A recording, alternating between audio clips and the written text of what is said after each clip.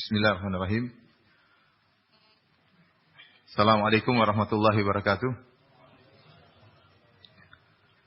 Innal hamdalillah nahmaduhu wa nasta'inuhu wa nastaghfiruhu wa natubu ilaih wa na'udzu billahi min shururi anfusina wa sayyiati a'malina.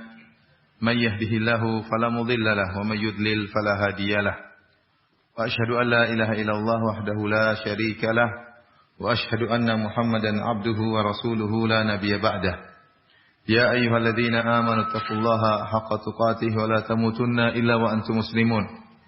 Ya ayyuhan nasu taqu rabbakumul ladzi khalaqakum min nafsin wahidah wa khalaqa minha zawjaha wa batha minhuma rijalan katsiran wa nisaa'a. Wattaqullaha alladzi tasaaluna bihi wal arham innallaha kana 'alaykum raqiba. يا أيها الذين آمنوا اتقوا الله وقولوا قولا سديدا يصلح لكم أعمالكم ويغفر لكم ذنوبكم ومن يطع الله ورسوله فقد فاز فوزا عظيما أما بعد فإن أحسن الكلام كلام الله وخير الهدي هدي محمد صلى الله عليه وسلم وشر الأمور محدثاتها وكل محدثة بدعة وكل بدعة ضلالة وكل ضلالة في النار. Para hadirin dan hadirat yang dirahmati oleh Allah Subhanahu wa taala, alhamdulillah pada sore hari ini Allah mudahkan kita untuk berkumpul di masjid yang kita cintai, Masjid Al-Imam Syafi'i, di kota yang kita cintai pula, kota Banjarmasin, dalam rangka untuk saling mengingatkan di antara kita dan dalam rangka untuk membicarakan tentang pesona akhirat, negeri yang akan kita datangi seluruhnya. Para hadirin dan hadirat yang dirahmati oleh Allah Subhanahu wa taala, karenanya sebelum saya menyampaikan materi tentang pesona akhirat, kita berdoa kepada Allah Subhanahu wa taala semoga kita termasuk dari hamba-hamba Allah yang pandai bersyukur kepada Allah Subhanahu wa taala. Termasuk dari mereka yang sedikit yang kata Allah Subhanahu wa taala, wa qalilun min ibadiyasy syakur. Hanya sedikit dari hamba-hambaku yang bersyukur.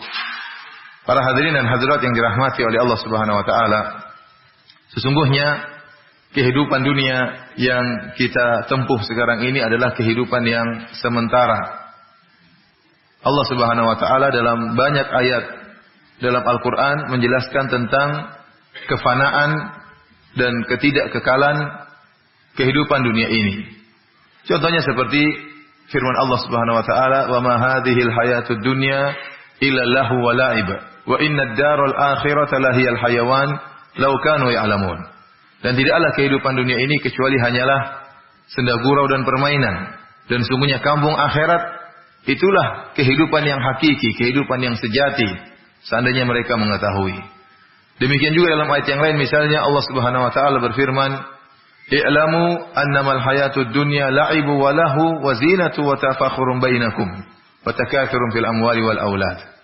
Ketahuilah, Allah menyuruh kita untuk berilmu, ilmuilah atau ketahuilah, yakinilah bahwasanya kehidupan dunia itu hanyalah permainan dan senda gurau, ya. Allah sebut kehidupan dunia dengan permainan dan senda gurau karena kehidupan dunia bukan kehidupan yang hakiki. Namanya permainan dan senda gurau pasti akan selesai. Orang namanya bermain-main tidak lama. Bermain-main kemudian akhirnya selesai permainan tersebut. Bersenda gurau, kemudian tidak lama selesailah senda gurau tersebut. Demikianlah kehidupan dunia. Karenanya Allah samakan dengan hujan yang tercurahkan di atas muka bumi ini. Kata Allah Subhanahu wa taala, "Kamatsali ghaithin a'jabal kuffara nabatuhu, tsumma yahiju fatarahu musfarra, tsumma yakunu hutama." Ya, kehidupan dunia itu ibarat seperti air hujan yang tercurahkan di atas muka bumi, kemudian menumbuhkan tumbuhan yang hijau indah dilihat, ya. Ya, sebagaimana sabda Nabi sallallahu alaihi wasallam, "Inna dunya hulwatun khadirah."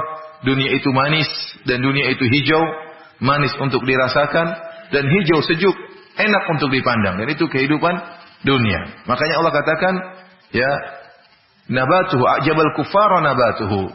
Maka tumbuhan yang hijau tersebut menyenangkan penanamnya. Orang-orang yang nanam melihat tumbuhan yang hijau menyenangkan, menakjubkannya. Akan tapi ketakjuban tersebut tidak berlangsung lama. Kata Allah, "Tsumma yahiju fatarahu musfarra." Kemudian dia mengering, maka kau lihat warna hijau tadi berubah menjadi warna kuning, tsumma yakunu hutama, kemudian hancur. Ya, kemudian sebagaimana pohonan kemudian tumbang, kemudian daun-daun menjadi hancur, tadinya hijau kemudian kuning, kemudian hancur, itulah kehidupan dunia. Setelah itu di akhir ayat kata Allah Subhanahu wa taala, "Wa mal hayatud dunya illa mata'ul ghurur." Dan tidaklah kehidupan dunia itu kecuali perhiasan yang menipu, perhiasan yang menipu. Para hadirin dan hadirat yang dirahmati oleh Allah Subhanahu wa taala, ya. Inilah hakikat daripada kehidupan dunia, bahwasanya meskipun indah, meskipun lezat, tetapi dia hanyalah permainan sementara, fana, kemudian sirna. Para ulama menjelaskan tentang ayat ini, bahwasanya fananya dunia ditinjau dari dua sisi. Pertama dari sisi dunia itu sendiri, dan kedua dari sisi kitanya, dari manusianya kita ini. Kita sendiri fana. Artinya apa? Dunia, kenikmatan dunia bagaimanapun eloknya, bagaimanapun indahnya, dia tidak akan abadi. Rumah yang dibangun, istana yang dibangun akan hancur, mobil yang mewah yang dibeli akan rusak, ya. Dan demikianlah kehidupan dunia yang lainnya, kenikmatan dunia yang lainnya tidak akan selama-lamanya. Ini yang pertama. Yang kedua, taruhlah kalau kenikmatan yang kita miliki bisa bertahan lama, rumah yang kita miliki bisa bertahan 200 tahun, 300 tahun, mobil yang kita miliki bisa bertahan mungkin 100 tahun, toh kitanya tidak akan lama. Kitanya tidak akan lama. Oleh karenanya tadi firman Allah, "Kama sali ghaithin a'jabal kuffara, thumma nabatuhu, kama sali ghaithin a'jabal kuffara nabatuhu, thumma yahiju." Ibarat air hujan yang tercurahkan di atas muka bumi, kemudian menumbuhkan tumbuhan hijau. Ini perumpamaan yang cocok bagi kenikmatan dunia dan juga cocok bagi kitanya manusia sendiri. Sebagaimana pendapat sebagian ahli tafsir. Ya demikianlah kehidupan manusia. Seperti tumbuhan yang hijau kita, manusia sekarang dalam keadaan kondisi kuat, dalam kondisi tatkala masih muda, dalam kondisi gagah, kuat. Namun lama-lama mulai lapuklah tubuhnya. Mulailah dia menua, mulailah dia keriput, rambutnya mulai memutih. Ya, sebagai pertanda bahwasanya dia akan sirna, dia akan fana. Oleh karena saya katakan, fananya dunia ditinjau dari dua sisi. Sisi pertama, dari kenikmatan dunia tersebut tidak akan selama-lamanya. Kalau toh kenikmatan dunia tersebut, rumah kita 200 tahun, 300 tahun tidak akan hancur, kitanya tidak bisa menempati selamanya. Umur kita terbatas. Oleh karenanya, Rasulullah SAW bersabda dalam hadisnya, "A'maru ummati baina sittina ila sab'in, wa aqalla man yajuzu dzalik." Kata Nabi SAW, umur umatku antara 60 sampai 70 tahun. Dan hanya sedikit yang melampaui 70 tahun. Hanya sedikit. Oleh karenanya, saya ingin tanya dan sering saya tanyakan kepada para hadirin. Siapa di antara para hadirin yang umurnya lebih dari 70 tahun? Tolong angkat tangan. Bukan sedikit, tidak ada. Tidak ada. Yang lebih dari 60 tahun, tolong angkat tangan. 1, 2, 3, 4. Masya Allah. Sedikit juga. Yang lainnya masih muda. Ya. Namanya kehidupan dunia permainan. Main-main 60 tahun, main-main 70 tahun, terus game over. Orang-orang yang sudah di atas 60 tahun, orang-orang yang di atas 70 tahun, ingatlah sebentar lagi game over. Nggak bisa main terus. Demikian juga yang muda-muda, jangan merasa game over belakangan. Bisa jadi yang lebih muda lebih duluan game over daripada yang tua. Akan tapi biasanya yang sudah tua ini lebih dahulu biasanya. Oleh karenanya yang sudah tua-tua jangan terlalu pede ya. Para hadirin hadirat yang dirahmati Allah Subhanahu wa taala, demikianlah kehidupan dunia ya. Bahwasanya tidak akan lama permainan kita sedang senang-senang, Allah ibaratkan dengan permainan, tiba-tiba dipanggil oleh Allah Subhanahu wa taala. Apa yang kita kumpulkan dari kehidupan dunia ini, dari harta, ya, tidak akan menambah umur kita sedikit pun. Tidak akan menambah umur kita meskipun 1 jam, bahkan 1 detik pun tidak akan ditambah. Tidak sebagaimana persangkaan orang kafir yang kata Allah Subhanahu wa taala, "Alladzi jama'a malahu wa 'addadah, yahsabu anna malahu akhladah." Seorang yang dia mengumpulkan harta dan menghitung-hitungnya, dia menyangka bahwasanya hartanya tersebut akan mengekalkan dia. Kalla, sekali-sekali tidak. La yumbadzanna fil hutamah. Dia akan dilemparkan dalam neraka jahanam. Harta yang kita kumpulkan, rumah mewah yang kita miliki, mobil mewah yang kita miliki tidak akan menambah umur kita sedikit pun, tidak. Fa idza jaa ajaluhum la yastakhiruna sa'atan wa la yastaqdimun. Jika telah tiba ajal, maka tidak akan ditambah, dimajukan atau dimundurkan, tidak ada. Jika tiba waktunya, maka semua akan kita tinggalkan. Itulah hakikat daripada kehidupan dunia. Oleh karenanya seorang muslim harus sadar bahwasanya kehidupan dia hanyalah sementara. Ingat perkataan Ali bin Abi Thalib radhiyallahu taala anhu bahwasanya inna dunya qad irtahalat mudbirah. Dunia semakin menjauh, kata Ali bin Abi Thalib. Wa innal akhirata qad irtahalat muqbilah. Sementara akhirat semakin mendekat. Kita semua sekarang berada di atas rel menuju kepada pintu kematian. Seluruh kita tanpa terkecuali. Dan tidak ada yang keluar dari rel tersebut, semuanya menuju pada pintu kematian. Kenapa? Akhirat muqbilah, akhirat semakin mendekat. Kita semakin mau sampai ke tujuan kampung kita yang sesungguhnya, itu kampung akhirat. Wa likulli wahidin minhuma banun. Dan setiap masing-masing ada pengikutnya. Fakunu min abna'il akhirah wa la takunu min abna'id dunya. Jadilah kalian pengikut akhirat dan janganlah kalian menjadi pengikut dunia. Al yauma amalun bila hisab. Yang sekarang ada amal tanpa ada hisab. Ghadan hisabun bila amal. Adapun esok hari yang ada hanyalah hisab, tidak ada amal saleh yang bisa kita lakukan lagi. Karenanya para hadirin dan hadirat yang dirahmati oleh Subhanahu wa taala, Nabi sallallahu alaihi wasallam ya tatkala tidur kemudian nampak bekas di atas tikar, kemudian nampak bekas tikar tersebut di tubuh beliau, maka sebagian sahabat mengatakan, ya Rasulullah, bagaimana kalau kita buatkan kasur bagi engkau? Maka Rasulullah SAW mengatakan, mali wali dunia, apa urusanku dengan dunia? Kata Nabi SAW, apa urusanku dengan dunia? Bukan berarti kasur itu haram, tapi Rasulullah SAW tidak jadi masalah. Apa urusanku dengan dunia? Kata Nabi SAW, mali wali dunia. Innama mathali fid dunya karakibin istadhalla tahta syajaratin thumma raha fatarakaha. Perumpamaanku dengan dunia seperti seorang pengembara yang melewati sebuah pohon, kemudian dia istirahat di pohon tersebut, di bawah naungan rindangnya pohon tersebut, kemudian dia pergi dan meninggalkan pohon tersebut. Itulah hakikat perumpamaan saya dengan dunia, kata Nabi SAW. Artinya hanya sebentar. Dunia itu hanya sekejap mata, tahu-tahu kita tinggalkan. Karenanya Nabi SAW mengatakan apa? Kun fid dunya ka'annaka gharibun aw abiru sabil. Jadilah kau hidup di atas muka bumi ini seperti seorang yang asing atau orang yang sekedar numpang lewat. Namanya orang asing itu, orang asing dia tidak menetap di tempat tersebut. Misalnya saya bersafar ke Madinah, tinggal di Madinah. Ya, saya orang asing, saya hidup cuma seadanya di sana. Buat apa kemudian namanya orang asing? Buat apa kemudian dia sibuk meninggikan istananya sementara dia tahu dia akan tinggalkan tempat tersebut. Itu bukan tempat dia. Dia akan pulang. Kalau dia buat apa dia kemudian beli mobil yang mewah-mewah? Kalau dia ingin beli mobil mewah, dia beli di kampung dia yang akan dia tinggal selamanya. Kalau dia ingin bangun rumah mewah, dia ingin bangun di kampungnya, itu yang dia lakukan. Adapun yang ada di negeri perantauan maka hanya sementara, maka dia hanya hidup seadanya, tidak perlu terlalu mewah ya. Kemudian juga kalau ada orang lebih mewah dari dia, dia pun tidak hasad. Dia pun tidak dengki. Kenapa? Karena dia tahu bahwasanya dia akan tinggalkan ini bukan kampung dia, bukan kampung dia. Oleh karenanya para hadirin yang mati Allah Subhanahu wa taala, tatkala kita tinggal di dunia, tidak dilarang kita membuat istana di dunia, silakan. Tapi ingat, istana tersebut akan kita tinggalkan. Yang lebih penting adalah membangun istana di akhirat. Yang lebih penting adalah membangun istana di akhirat. Itu yang lebih penting daripada istana kita di dunia. Maka seorang jangan sampai terlalaikan, sibuk membangun istananya di dunia yang akan dia tinggalkan, kemudian dia lalai membangun istananya di akhirat yang akan dia tempati. Maka jangan sampai salah membangun istana di akhirat. Jangan sampai bikin istana di neraka. Bikin istana di surga yang benar. Bikin yang benar, ya. Bikin yang serius, karena itu tempat yang akan kita tinggali.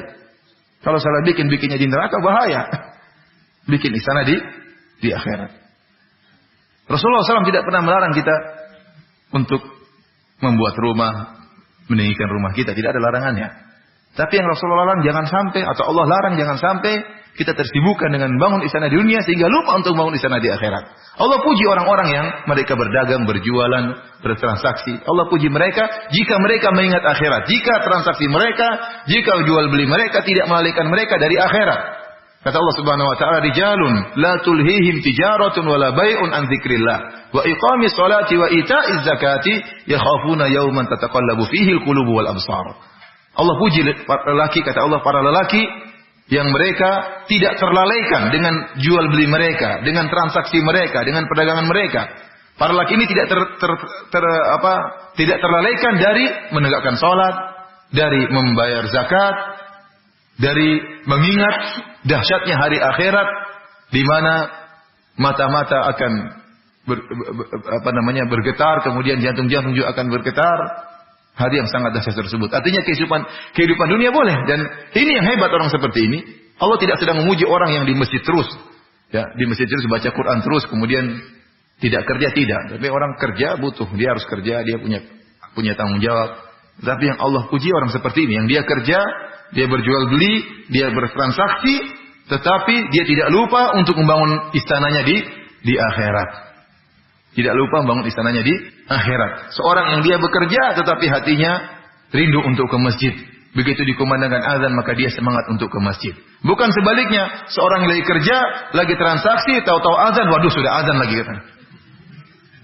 Terus sudah azan. Azannya terlalu cepat. Artinya bukan begitu, tapi sebaliknya. Oleh karenanya para hadirin dan hadirat yang rahmatillah subhanahu wa ta'ala, kita jangan pernah terpedaya dengan kehidupan dunia ini, ya.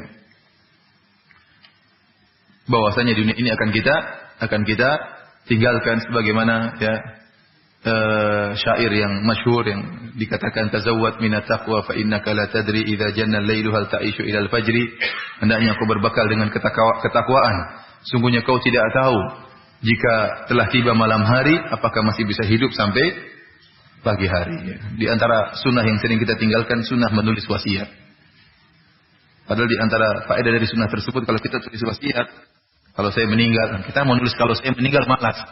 Kalau saya hidup, saya mau ini lagi, mau anu lagi. Itu cita-cita kita. Padahal kita disunahkan nulis apa? Wasiat. Itu di antaranya untuk kita supaya tidak terpedaya dengan dunia. Bos, ini hanyalah fana, akan hilang. Jika telah tiba malam hari, belum tentu kita akan hidup sampai pagi hari. Wa kam min sahihin mata min ghairi illatin. Betapa banyak orang yang sehat wal afiat tiba-tiba meninggal tanpa didahului sakit. Ini sering terjadi dan sering kita dengar, tiba-tiba meninggal.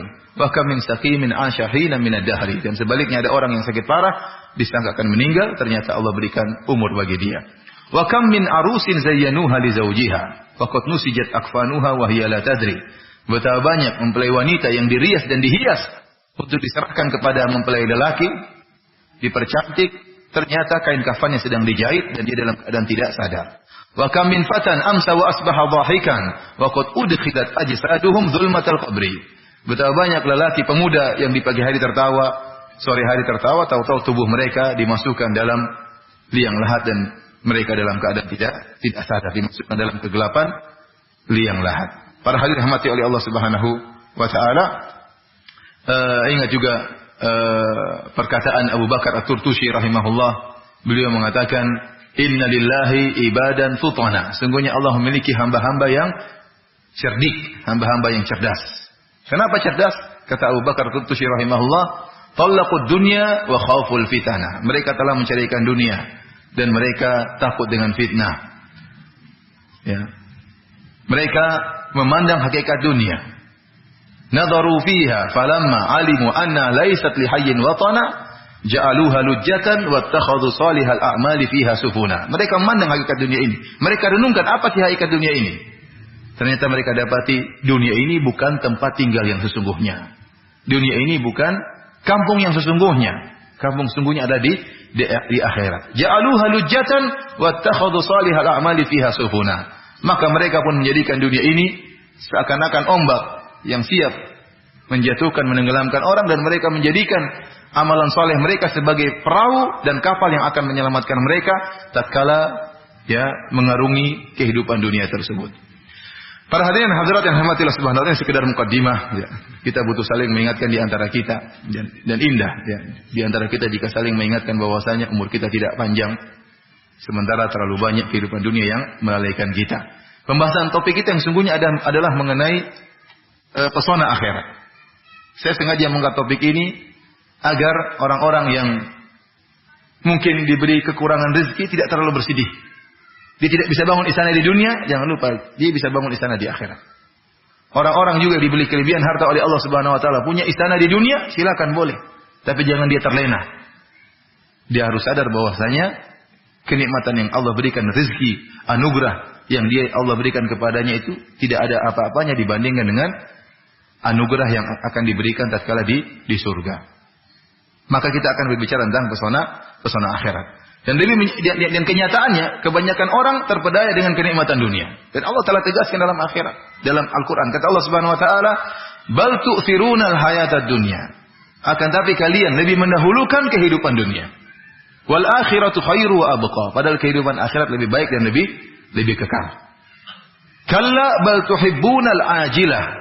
Akan tapi kalian lebih mendahulukan kenikmatan yang disegerakan, itu kenikmatan dunia. Wa tadharunal akhirah, dan kalian meninggalkan kenikmatan yang diakhirkan. Kenapa? Karena manusia beriman dengan apa yang mereka lihat langsung. Dunia di depan mata, keindahan di depan mata. Adapun surga masih awang-awang. Ya. Berkaitan dengan hal yang gaib. Sejauh mana keimanan seorang terhadap yang gaib semakin kuat, maka semakin dia condong kepada akhirat. Akan tapi sejauh mana keimanan semakin lemah terhadap hari akhirat, maka dia semakin condong kepada kehidupan dunia. Ini yang dialami oleh kebanyakan manusia. Bal tu'thiruna al-hayatad dunya. Kebanyakan kalian mengutamakan kehidupan dunia. Para hadirin hadirat yang dirahmati oleh Subhanahu wa taala, pada kesempatan yang berbahagia ini saya akan menyebutkan 6 poin. Perbandingan antara kenikmatan dunia dengan kenikmatan akhirat. Yang pertama, para hadirin dan hadirat jemaah salat Al-Imam Masjid Al-Imam Syafi'i rahimakumullah. Yang pertama yang tadi telah kita jelaskan di awal pengajian kita, bahwasanya kenikmatan dunia hanyalah sementara kenikmatan akhirat abadi. Kenikmatan dunia hanyalah sementara kenikmatan akhirat apa? Abadi. Kenikmatan surga abadi. Dan saya katakan kenikmatan akhirat abadi bukan berarti kehidupan 1000 tahun. Bukan berarti kehidupan 1.000.000 tahun. Bukan berarti kehidupan 1 miliar tahun. Bukan pula kehidupan 1 triliun tahun. Tapi kehidupan yang abadi. Khuludun la mautu fihi. Kehidupan abadi yang tidak ada kematian di dalamnya. Kekal selama-lamanya. Kalau kita renungkan akan hal ini. Taruhlah kalau seandainya kehidupan akhirat cuma 1 miliar tahun. Taruhlah 1 miliar tahun. Ternyata lebih. Taruhlah kita hidup di akhirat 1 miliar tahun. Kemudian coba kita bandingkan dengan kehidupan kita di dunia yang cuma 60 tahun. Ya. Di sini aja nggak ada yang 70 tahun, cuma 60 tahun lebih. Taruhlah 70 tahun. Taruhlah 100 tahun kita hidup diberi panjang umur oleh Allah di atas muka bumi 100 tahun. Maka 100 tahun dibandingkan dengan 1000 tahun nggak ada apa-apanya. Apalagi jika kehidupan di akhirat taruhlah 1 triliun tahun. 1 triliun tahun jika dibandingkan dengan kehidupan akhirat yang cuma kehidupan dunia yang cuma 100 tahun, maka kehidupan dunia itu cuma seperti sekejap mata, cuma sebentar. Oleh karenanya Allah Subhanahu wa taala menamakan orang-orang yang bermaksiat dengan orang-orang yang jahil. Ada banyak sebab disebutkan oleh para ulama kenapa orang yang bermaksiat dikatakan orang jahil.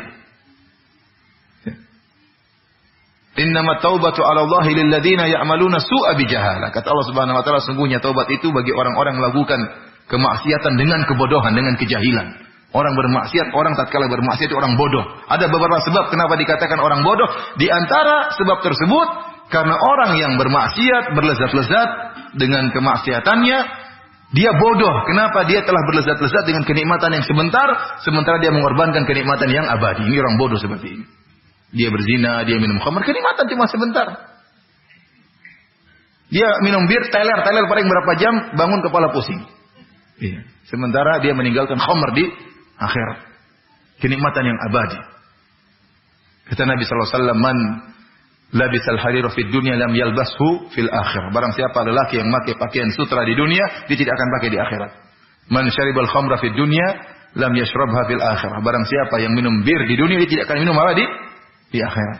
Ini makanya orang bodoh, orang yang mengutamakan kelezatan yang sebentar dengan menumbalkan dan mengorbankan kenikmatan yang abadi, pada hakikatnya orang bodoh dan sangat bodoh. Makanya Anda tatkala bermaksiat orang yang bodoh. Kita tatkala bermaksiat kita sedang bodoh.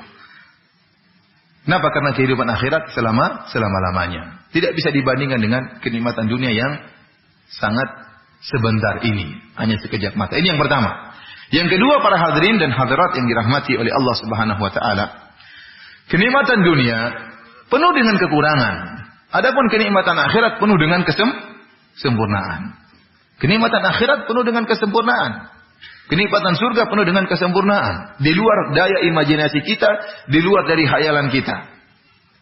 Oleh karenanya Allah dalam hadis qudsi berfirman, "A'dadtu li ibadiy salihin ma la aynun ra'at wa la udhunun sami'at wa la khatara ala qalbi bashar." Aku siapkan bagi hamba-hambaku yang saleh, hamba-hambaku yang saleh, kenikmatan-kenikmatan yang tidak pernah dilihat oleh mata mereka dan tidak pernah terdengar oleh telinga mereka dan tidak pernah terbetik oleh hati-hati mereka. Jadi kenikmatan yang Allah siapkan sungguh luar biasa.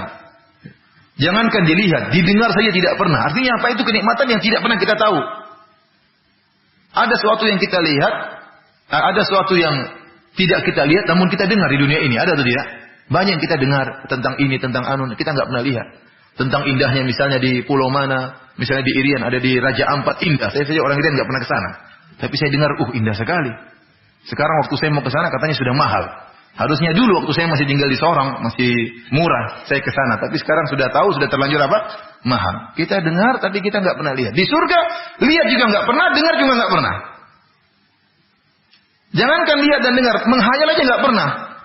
Tidak pernah terbetik dalam hati manusia. Ada kenikmatan yang kita hayal-hayalkan. Kalau saya punya rumah begini, kalau saya punya mobil begini, kalau saya punya istri begini.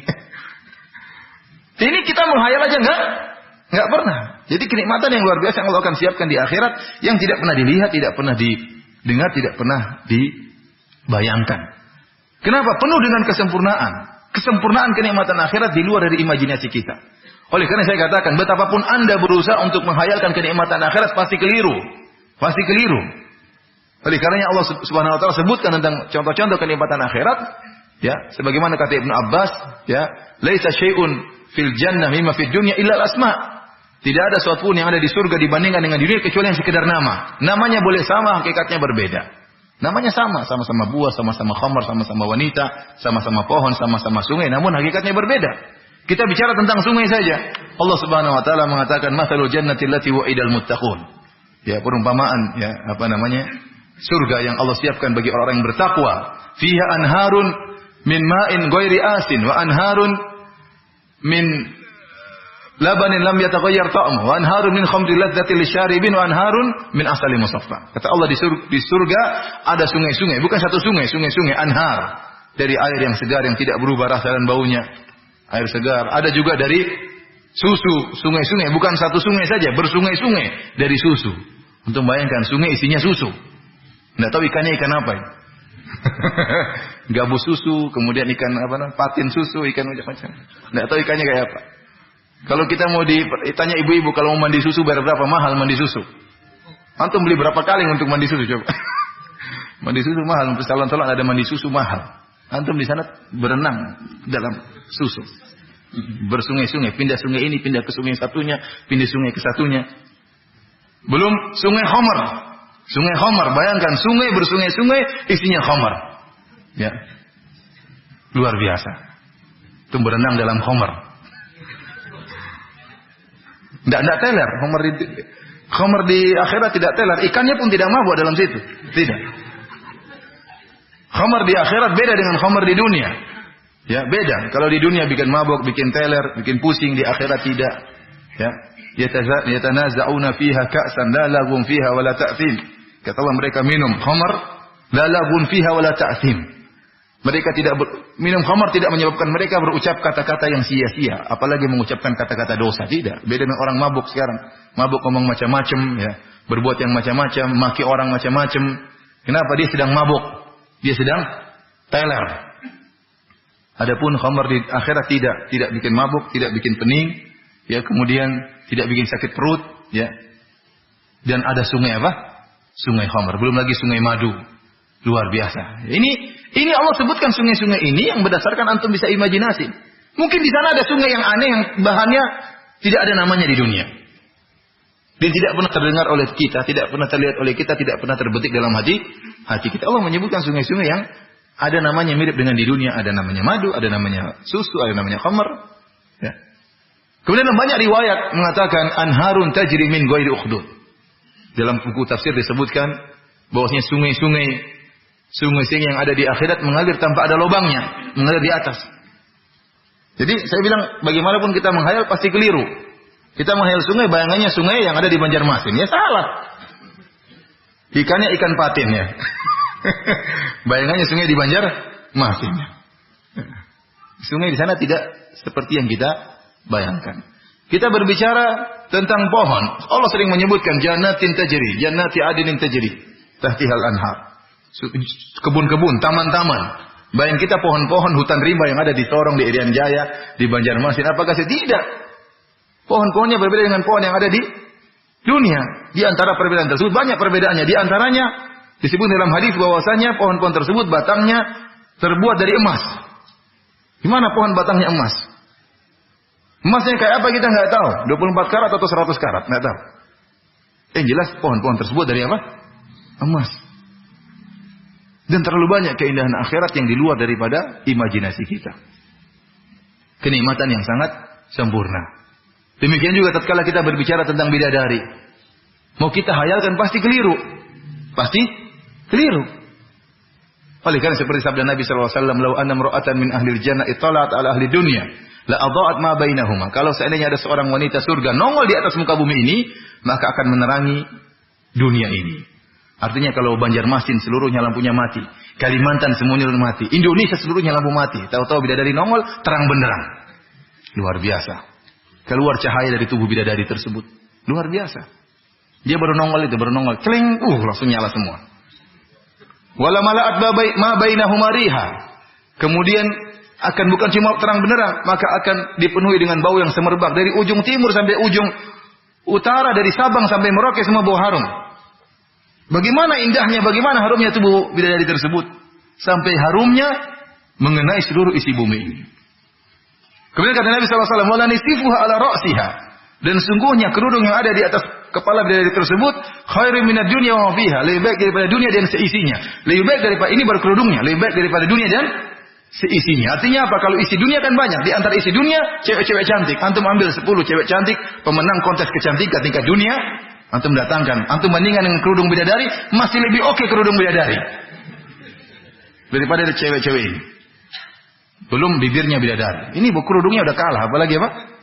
Bibirnya bidadari. Oleh karenanya, bagaimanapun antum berusaha untuk menghayalkan cantiknya bidadari, antum tidak bakalan mampu. Dari imajinasi antum terbatas, tidak akan mampu. Sampai waktu saya jelaskan tentang bidadari, atau ada ikhwan yang SMS, "Ustaz, tolong kirim fotonya." Gimana foto? Siapa yang mau difoto kayak bidadari? Enggak ada. Enggak ada. Jungkir balik pun enggak akan dapat seperti bidadari. Oleh karena ikhwani fillah azanillahu wa iyyakum, sering saya sampaikan bahwasanya daya imajinasi kita terbatas. Dan misalnya para ulama mengumpamakan seperti seorang dikatakan dengan sahibuddin. Sahibuddin. Artinya seorang yang dikisahkan atau bukan dikisahkan, ilustrasikan ada seorang yang dia lahir dalam keadaan buta, tidak bisa melihat, tiba-tiba Allah buat dia mata bisa melihat dalam beberapa detik. Waktu dia bisa melihat melek, tahu-tahu yang dia lihat ayam jago. Setelah itu dia matanya buta lagi. Kalau kita tanyakan kepada dia, "Tahukah engkau itu kambing?" Maka dia bilang, "Bagaimana kambing dibandingkan dengan ayam jago?" Kenapa? Karena panca indera dia yang pernah nangkap cuma apa? Ayam jago. Daya hayal dia cuma ayam jago. Jadi kalau ditanya tentang kambing, kata dia, "Bagaimana dengan ayam jago?" Ditanya lagi tentang gajah. Gajah tahu nggak? Gajah bagaimana dibandingkan ayam jago? Tahu nggak kamu cewek? Cewek dibandingkan ayam jago bagaimana? Karena dia tidak bisa menghayal kecuali apa? Ayam jago. Demikian pula kita kemampuan menghayal kita ini terbatas. Antum tidak bisa menghayal bidadari. Yang bisa antum menghayalkan adalah wanita tercantik yang pernah antum melihat di atas muka bumi ini. Ya, kalau kita dulu di Sorong di Irian Jaya, ada beberapa misalnya teman-teman SMA dulu yang cantik, kita pikir ini paling cantik sudah cewek ini. Ternyata waktu saya ke UGM, wah biasa-biasa aja kemarin. Ternyata banyak bidadari di UGM, masih dari berbagai mancanegara, dari berbagai. Begitu sampai di Saudi, wah yang di UGM dulu nggak ada apa-apanya. Di Saudi tanya Ustaz Ahmad Zainuddin, orang mengemis kadang mengemis. Kita lihat mengemis luar biasa. Ini kalau di Indonesia jadi artis, di sana ngemis. Belum kalau di surga. Oleh karena para hadirin rahmatillah subhanahu wa ta'ala, ya, betapapun kita berusaha menghayal. Makanya saya sering sampaikan bagaimana kisah Nabi Yusuf, kisah yang menakjubkan. Bagaimana tampannya Nabi Yusuf, yang Nabi SAW tatkala ketemu Nabi Yusuf dalam Isra Mi'raj, kata disebutkan wa utiya syatrul hasan atau syatrul jamal. Diberikan setengah ketampanan bagi Nabi Yusuf. Tampannya luar biasa. Setengah ketampanan buat siapa? Nabi Yusuf. Antum seperberapa? Antum bayangkan Allah sebut dalam Al-Quran tentang para wanita, kata Allah, "Falamma ra'aynahu akbarnahu wa qatta'na aydiyahunna wa qulna hasya lillahi ma hadza basyara in hadza illa malakun karim." Tatkala para ibu-ibu di negeri tersebut sedang berkumpul di negeri Mesir, kemudian mereka sambil motong-motong makanan, sambil motong-motong buah-buahan, tiba-tiba permaisuri raja mengatakan, "Wa qalat ikhruj alaihim." Wahai Yusuf, lewat aja, sumpah suruh lewat. Nabi Yusuf lewat, teng. Langsung mereka kaget. Begitu lihat Nabi Yusuf begitu tampan, mereka motong-motong tangan mereka dalam keadaan tidak sadar, tidak rasa sakit. Kenapa? Saking histeris dengan tampannya Nabi Yusuf alaihissalam. Ya akhi, apa ada orang tampan seperti Nabi Yusuf? Kita nggak mungkin menghayalkan bagaimana tampannya Nabi Yusuf. Yang antum bisa hayalkan ya tampan ya seperti siapa? Seperti Ustaz Ahmad Zainuddin yang tampan, Masya Allah. Haji Adan yang tampan, Pak Bamban yang tampan. Mampunya cuma itu aja, lebih dari itu nggak mampu. Yang paling tampan yang paling kita lihat itu yang bisa kita hayalkan. Lebih dari itu kita nggak mampu. Oleh karena para hadirin rahmati Allah Subhanahu Wa Taala, betapapun cantiknya seorang wanita dihadirkan di atas muka bumi ini, antum terpenganga dengan cantiknya wanita tersebut. Tapi kalau antum disilet pasti antum teriak. Kenapa? Karena cantiknya biasa-biasa saja. Tapi kalau bidadari yang nongol mau disilet-silet, dipotong-potong nggak apa-apa, nggak rasa. Oleh karena para hadirin rahmati Allah Subhanahu Wa Taala, maksud saya bahwasanya kenikmatan dunia, kenikmatan akhirat itu sangat sempurna. Di luar imajinasi kita, tidak mungkin kita bisa menghayalkan kenikmatan apa? Kenikmatan akhirat. Ini yang perbandingan yang kedua. Yang ketiga para hadirin dan hadirat yang dirahmati Allah Subhanahu Wa Taala, kenikmatan akhirat diraih dengan kenikmatan dunia diraih dengan perjuangan. Adapun kenikmatan akhirat tanpa perlu rasa letih sama sekali. Kenikmatan dunia antum sendiri merasakan betapa susahnya kita merasa untuk meraih kenikmatan, berapa banyak perjuangan kita. Enggak usah pengin bangun rumah, coba antum pikir. Pengin bangun rumah. Berapa perjuangan yang kita rasakan?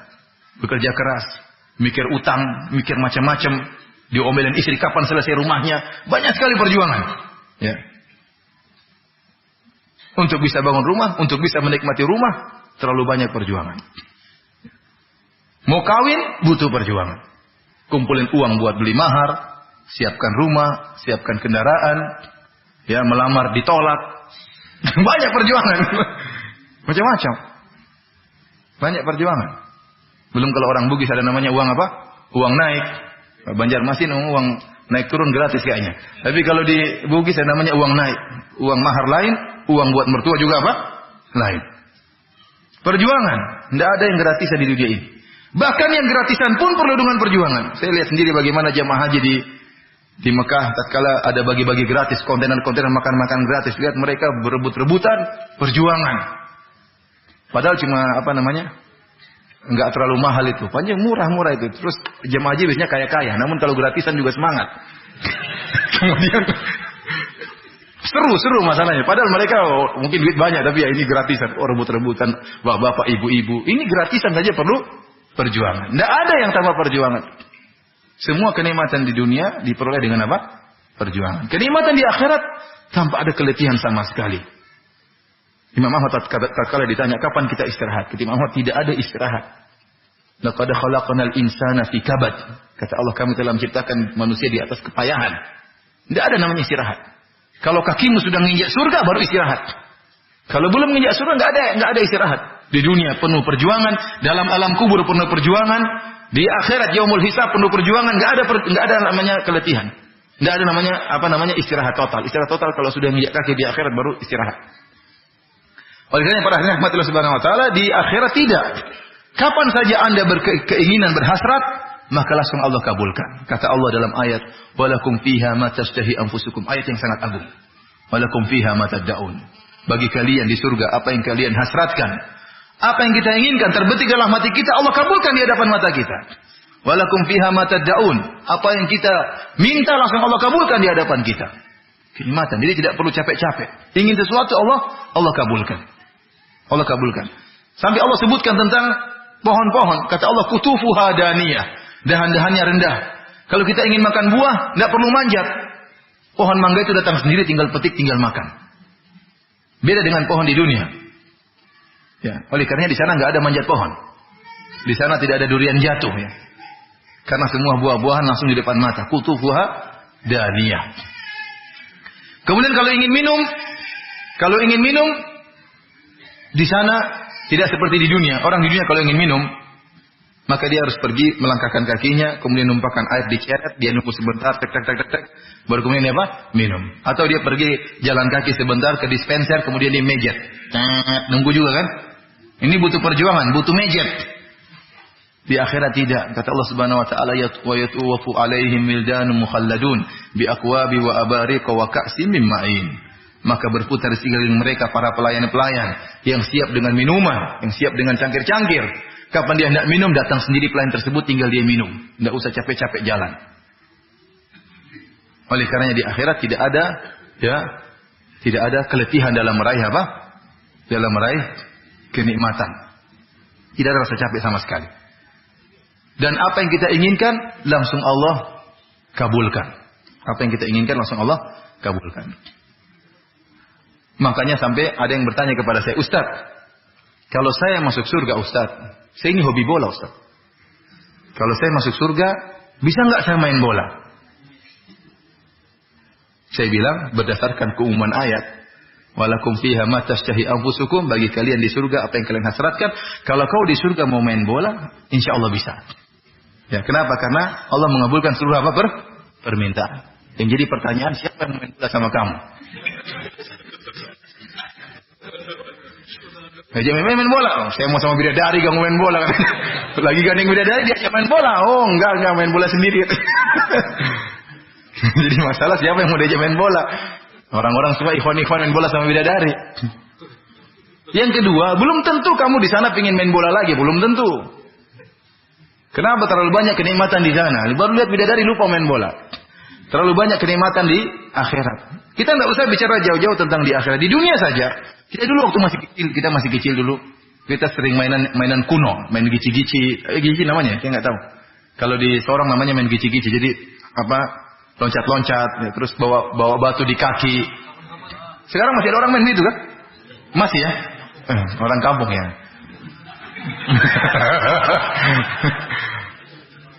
Begitu datang video game misalnya main anak-anak, lupa kita semua itu. Mana gitu main video game? Artinya ada kenikmatan yang dahulunya tidak ada, begitu ada melupakan kita tentang kenikmatan yang lalu. Demikian tatkala di akhirat antum begitu masuk surga, antum akan dihidangkan dengan berbagai macam kenikmatan yang di luar imajinasi antum, tidak pernah antum bayangkan, tidak pernah antum dengar, tidak pernah terbetik dalam hati antum. Bagaimana bisa jadi antum lupa, tidak sempat mikir main bola. Tetapi seandainya kalau antum ingin main bola di akhirat, maka berdasarkan keumuman ayat, antum bisa main bola di mana? Di akhirat. Tapi tadi siapa yang mau main bola sama antum, itu aja. Kita lanjutkan para hadirin dan hadirat yang dirahmati Allah Subhanahu wa taala. Ini yang keberapa? Yang ketiga. Sekarang yang keempat. Yang keempat, perbandingan antara kenikmatan dunia dengan kenikmatan akhirat. Kenikmatan dunia tidak setiap saat bisa kita nikmati. Berbeda dengan kenikmatan akhirat yang bisa kita nikmati kapan saja, setiap saat bisa kita nikmati. Kenikmatan dunia, kita lihat, mobil tidak selamanya bisa kita pakai. Ada waktunya dia rusak, ada waktunya dia masuk bengkel, ada waktunya harus bensinnya habis, diisi dulu, kita berhenti dulu sebentar untuk apa? Isi bensin. Ada waktunya ganti oli, ada waktunya turun mesin. Ya. Kita ingin makan buah-buahan, tidak setiap saat ada. Ingin makan buah-buahan, tidak setiap saat ada. Betapa sering saya ingin makan buah-buahan, tidak ada buah-buahan tersebut. Waktu saya ngisi pengajian di Palembang, Ikhwan Palembang bilang sama saya, Ustaz, durian di Palembang enak, Masya Allah. Mana duriannya? Tapi belum musim Ustaz. Percuma belum musim nawar-nawarin.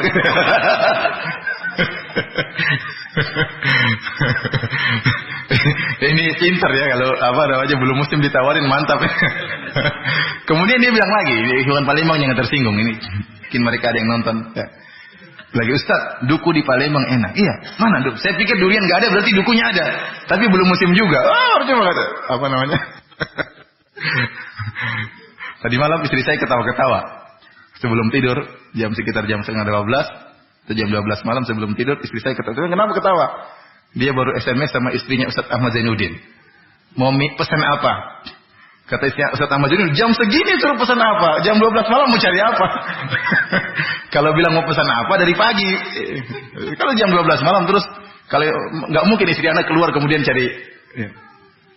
Jadi maksud saya, ya di dunia ini kita ingin apa-apa terkadang tidak ada, tidak setiap saat apa ada. Bahkan istri pun tidak setiap saat bisa kita nikmati, iya atau tidak? Iya atau tidak?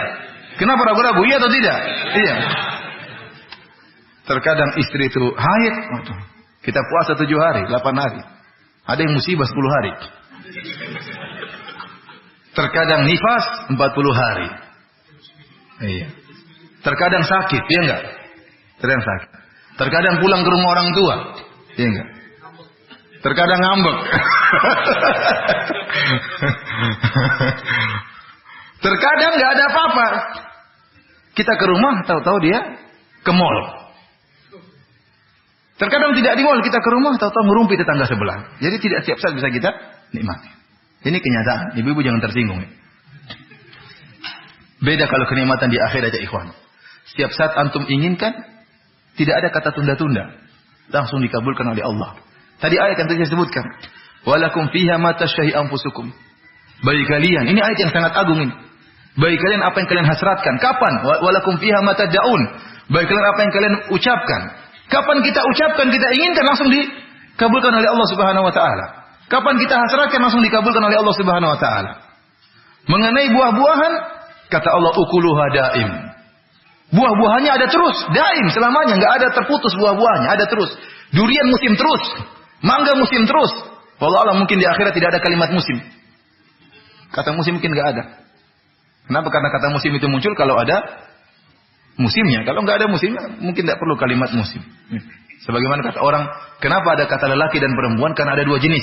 Seandainya manusia satu jenis, enggak ada kata laki-laki, enggak ada kata perempuan. Cuma kata manusia doang. Untuk membedakan dengan hewan. Para hadirin rahmati Allah Subhanahu wa taala, di akhirat ukuluha daim, buah-buahnya senantiasa ada. Makanya saya katakan di akhirat apa yang kita inginkan langsung dikabulkan oleh Allah Subhanahu wa taala.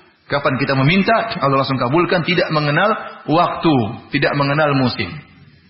Adapun para bidadari, kata Allah Subhanahu wa taala dalam surat Ar-Rahman, hurum maqsuratun fil khiyam.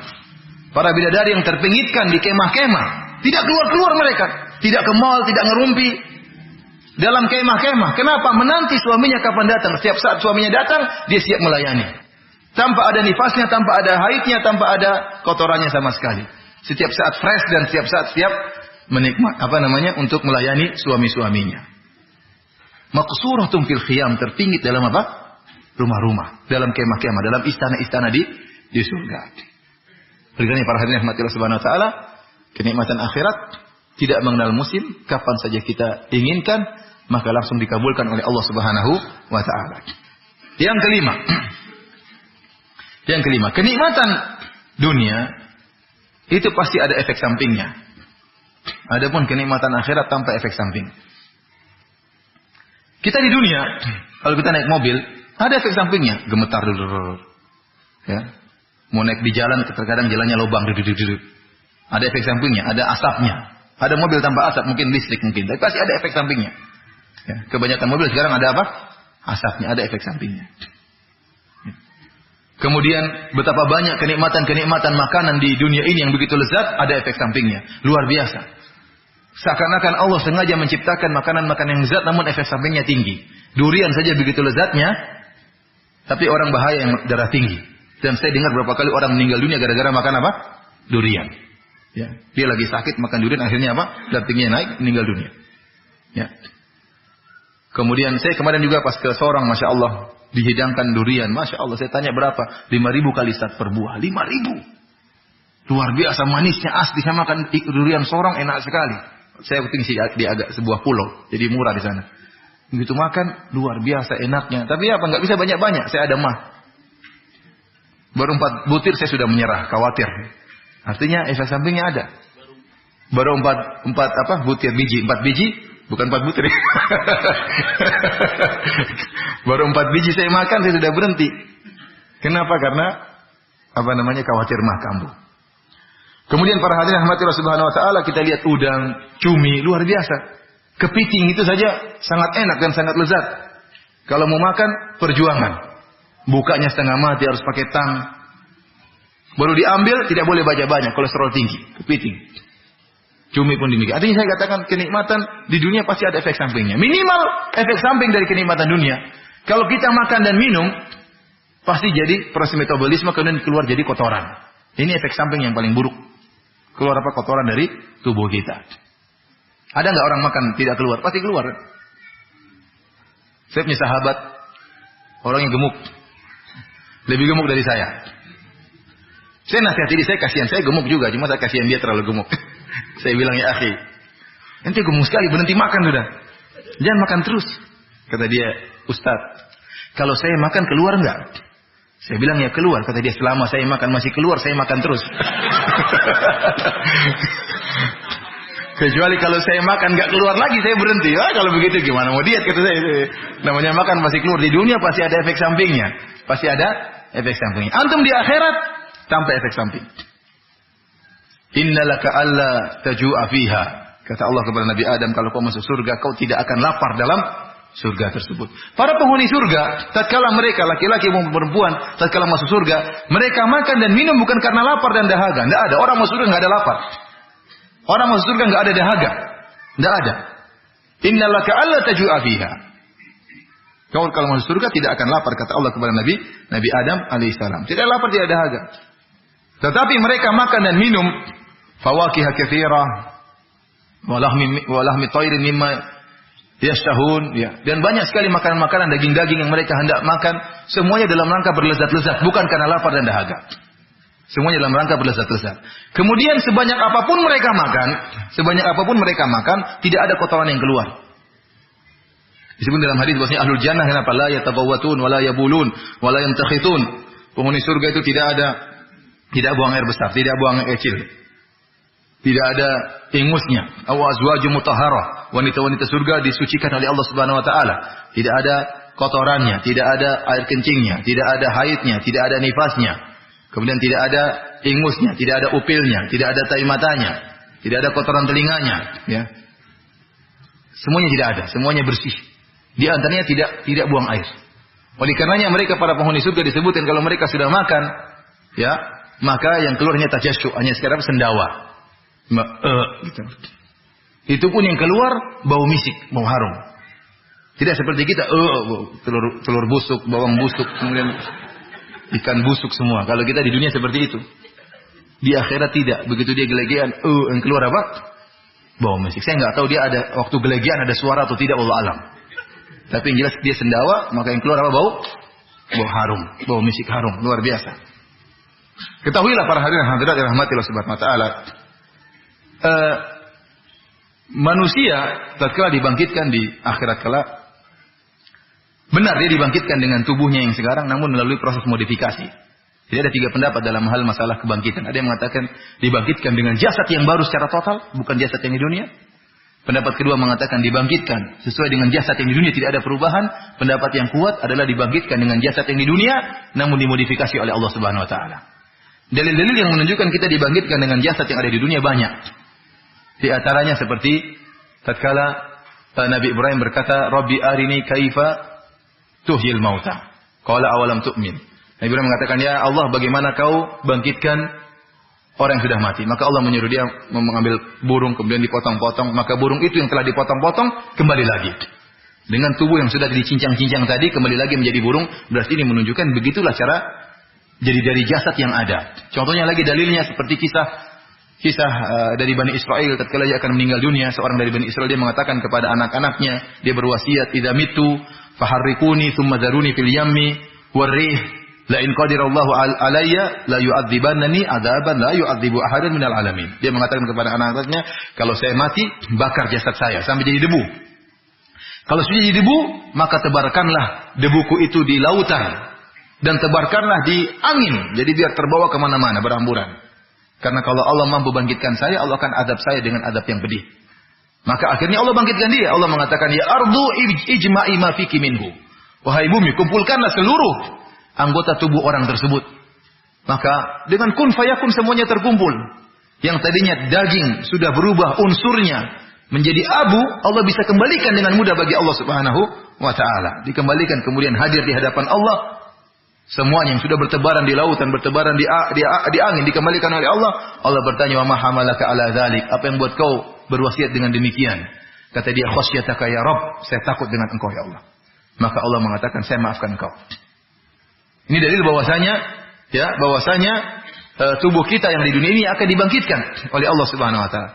Contohnya lagi dalil seperti Allah mengatakan, "Al-yauma nakhtimu ala afwahihim wa tukallimuna aydihim wa tashhadu arjuluhum bima kanu yaksibun." Maka pada hari tersebut tangan-tangan mereka akan berbicara Kaki-kaki mereka akan menjadi apa? Saksi. Kaki-kaki mana? Kaki-kaki yang dulu di dunia buat maksiat, melangkahkan kaki menuju kemaksiatan, kaki-kaki itulah yang akan bersaksi. Tangan-tangan yang dulu untuk berbuat maksiat, memegang yang haram, menyentuh yang haram, maka itu akan menjadi apa? Saksi. Bukan tangan-tangan baru. Tangan-tangan yang pernah kita ajak bermaksiat itulah akan menjadi saksi. Bukan cuma tangan-tangan, kulit-kulit pun. Allah mengatakan wa qalu li juludihim lima syahidtum alaina. Mereka protes. Orang-orang penghuni neraka protes kepada kulit-kulit. Kenapa kalian menjadi saksi atas maksiat yang kami lakukan? Kulit-kulit berkata, antaqana Allahu alladzi antaqa kulla syai. Allah menjadikan kami bisa berbicara. Ini dalil, semuanya dalil. Bahwasanya tubuh yang kita di dunia ini itulah yang akan dibangkitkan oleh Allah di akhirat. Akan tetapi, tatkala dibangkitkan dimodifikasi oleh Allah Subhanahu wa taala. Dalilnya banyak. Di antaranya penghuni neraka jahanam tubuhnya dimodifikasi. Bukankah tatkala manusia dibangkitkan di padang mahsyar, sementara matahari dalam jarak 1 mil, panasnya luar biasa, enggak mati-mati. Kalau kita dengan tubuh yang sekarang ini langsung meninggal dunia. Langsung meleleh tubuh kita dengan matahari yang jaraknya 1 mil. Tapi manusia kuat tatkala itu. Keringat mereka bercucuran, mereka tidak mati-mati. Belum penghuni neraka jahanam, tubuh mereka dibesarkan oleh Allah Subhanahu wa taala. Disebutkan penghuni neraka jahanam giginya seperti Jabal Uhud. Kenapa Allah besarkan tubuh mereka? Agar benar-benar api yang masuk dalam tubuh mereka masuk dalam semua sel-sel. Dengan begitu menyeluruh. Oleh karenanya Allah mengatakan tentang neraka, allati tattali'u 'alal afidah. Api-api yang masuk ke dalam jantung-jantung. Kalau kita di dunia, kalau kita bakar kambing atau bakar apa, kita bakar di luar dulu yang kena panas. Dalamnya belakang. Kita bakar sate di luar yang masak dulu, dalamnya belum tentu. Kalau api di akhirat tidak, api di neraka. Luar dalam langsung dibakar berbarengan.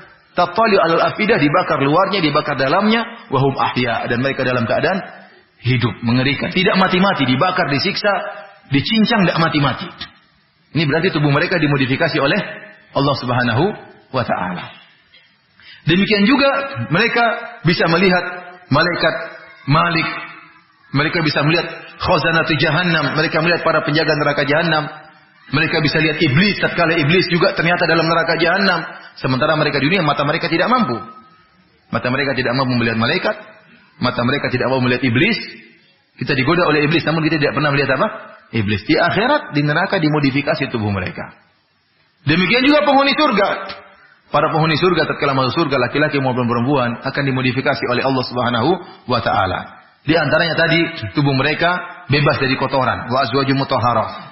Wanita-wanita kalau masuk surga, ibu-ibu kalau masuk surga akan dibersihkan oleh Allah. Tidak ada haidnya, tidak ada nifasnya, tidak ada upilnya, tidak ada tai matanya, tidak ada kotorannya, tidak ada apanya lagi, tidak ada maninya. Tidak ada semuanya, bersih. Tidak ada kotoran dari wanita tersebut. Laki-laki pun demikian. La yataqawwatun wa la yabulun wa la yantakhitun. Tidak buang air besar, tidak buang air kecil. Tidak ada ingusnya, ya. Semuanya keluar dari tubuh mereka harum, dimodifikasi oleh Allah Subhanahu wa taala. Tingginya dirubah oleh Allah Subhanahu wa taala. Seluruh penghuni surga tingginya 60 hasta sebagaimana tingginya Nabi Adam. Tuluhum tulu abihim Adam. Tinggi mereka sebagaimana tingginya nenek moyang mereka Nabi Adam. Nabi Adam tingginya berapa hasta? 60 hasta. 60 hasta itu kira-kira berapa meter? Kira-kira 30 meter. Kalau satu hasta segini, ini setengah meter lebih ya. Ya kira-kira 30 meter, 33 meter. Oleh karenanya antum yang pendek-pendek jangan bersedih. Nanti di akhirat tinggi, jangan khawatir. Tinggi 60 apa? 60 hasta. Kemudian yang tua dimudahkan. Penghuni surga semuanya apa? Mudah. Oleh karena kalau ada nenek-nenek datang kepada Nabi, seorang nenek datang kepada Nabi, minta agar masuk surga, kata Nabi SAW, tidak ada di surga nenek-nenek. Maka dia pun balik menangis, kasihan. Nenek tidak ada di surga.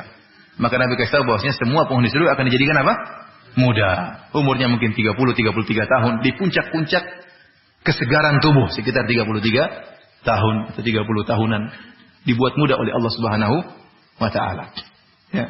Kemudian juga dibuat cantik dan tampan. Disebut dalam hadis bahwasanya para penghuni surga wajah mereka seperti kalqamar, seperti rembulan. Ya, namanya rembulan itu dalam bahasa Arab adalah ibarat daripada ketampanan dan keelokan dan kecantikan. Oleh karenanya sebagian ulama menyatakan bahwasanya wajah mereka akan dirubah oleh Allah Subhanahu wa taala menjadi lebih menarik, lebih tampan. Akan tetapi masih tetap ada ciri khasnya. Masih tetap ada ciri khasnya, tidak berubah. Masih dikenal mana paijo, mana paimen masih kenal. Mana paintan, mana jumintan masih ketahuan. Ya, seperti seorang anak kecil, kalau kita ketemu anak kecil, misalnya umur 7 tahun, kita ketemu dia umur 7 tahun. Setelah itu kita hafal wajahnya. Setelah itu kita ketemu lagi dengan dia 20 tahun berikutnya, sudah berubah dia. Sekarang umurnya sudah 27 tahun. Kumisnya sudah tumbuh, jenggotnya sudah panjang, rahangnya lebih besar, dadanya lebih tegap. Namun kita masih lihat, oh kamu yang dulu kecil. Sekarang sudah berubah, sudah gagah. Tapi masih kelihatan enggak dia? Masih ketahuan. Demikianlah kondisi manusia tatkala dimasukkan dalam surga. Ya. Oleh karenanya para ulama banyak mengatakan bahwasanya para wanita surga, wanita dunia, kalau mereka masuk surga mereka lebih afdal daripada bidadari. Mereka lebih afdal daripada para bidadari. Mereka lah ratu para bidadari, para ibu-ibu yang masuk surga. Kenapa? Karena mereka berbeda dengan para bidadari. Para bidadari Allah mengatakan inna ansha'nahunna insya'a. Kami ciptakan bidadari langsung. Langsung tahu jadi bidadari, tidak melalui proses kehidupan. Tidak melalui proses kecil dulu, merangkak dulu, ingusan dulu, enggak. Langsung jadi apa? Jadi bidadari yang cantik jelita. Adapun wanita di dunia melalui kehidupan yang sulit. Kecil, kemudian besar, kemudian harus beribadah, kemudian harus taat kepada suami. Ya, harus sabar dalam melayani suami, harus sabar dalam mengurusi anak-anak. Ini semua perjuangan. Belum ibadahnya, salat 5 waktu, puasa. Maka mereka tatkala masuk surga setelah lulus ujian akan lebih afdal daripada para bidadari. Oleh karena ibu-ibu jangan bersedih. Kalau wajahnya sekarang pas-pasan jangan bersedih. Insya Allah kalau masuk surga cantik jelita, lebih indah daripada para bidadari. Makanya saya pernah ditanya dengan pertanyaan konyol. Ditanya, Ustaz, ada orang tidak tahu kenapa dia, apa masalahnya dengan istrinya. Dia bilang, Ustaz, saya mau masuk surga, tapi kalau istri saya juga masuk surga, saya nggak mau bareng, Ustaz. Benar, saya ditanya gitu. Saya tidak mau bareng sama istri saya di surga. Ini tidak mau bareng. Kalau Allah mungkin istrinya suka marah-marah atau apa, ngomel-ngomel, bawel. Dia pikir kalau istri saya masuk surga, saya lagi gandengan sama bidadari, diomelin. Saya tidak mau masuk surga sama istri saya, nggak mau barengan. Saya bilang, gimana pertanyaan kayak gini? Biasanya orang kan, Ustaz saya ingin masuk surga sama istri saya. Kebanyakan orang seperti itu. Ustaz bagaimana saya bisa surga sama suami saya? Ini saya nggak mau surga sama istri saya. Mau surga yang lain nggak mau. Saya bilang ini pertanyaan yang salah. Ya. Karena kalau orang udah masuk surga akan dirubah oleh Allah Subhanahu wa Ta'ala. Fisik dan hatinya dirubah oleh Allah Subhanahu wa Ta'ala. Allah mengatakan wa naza'na ma fi sudurihim min ghillin.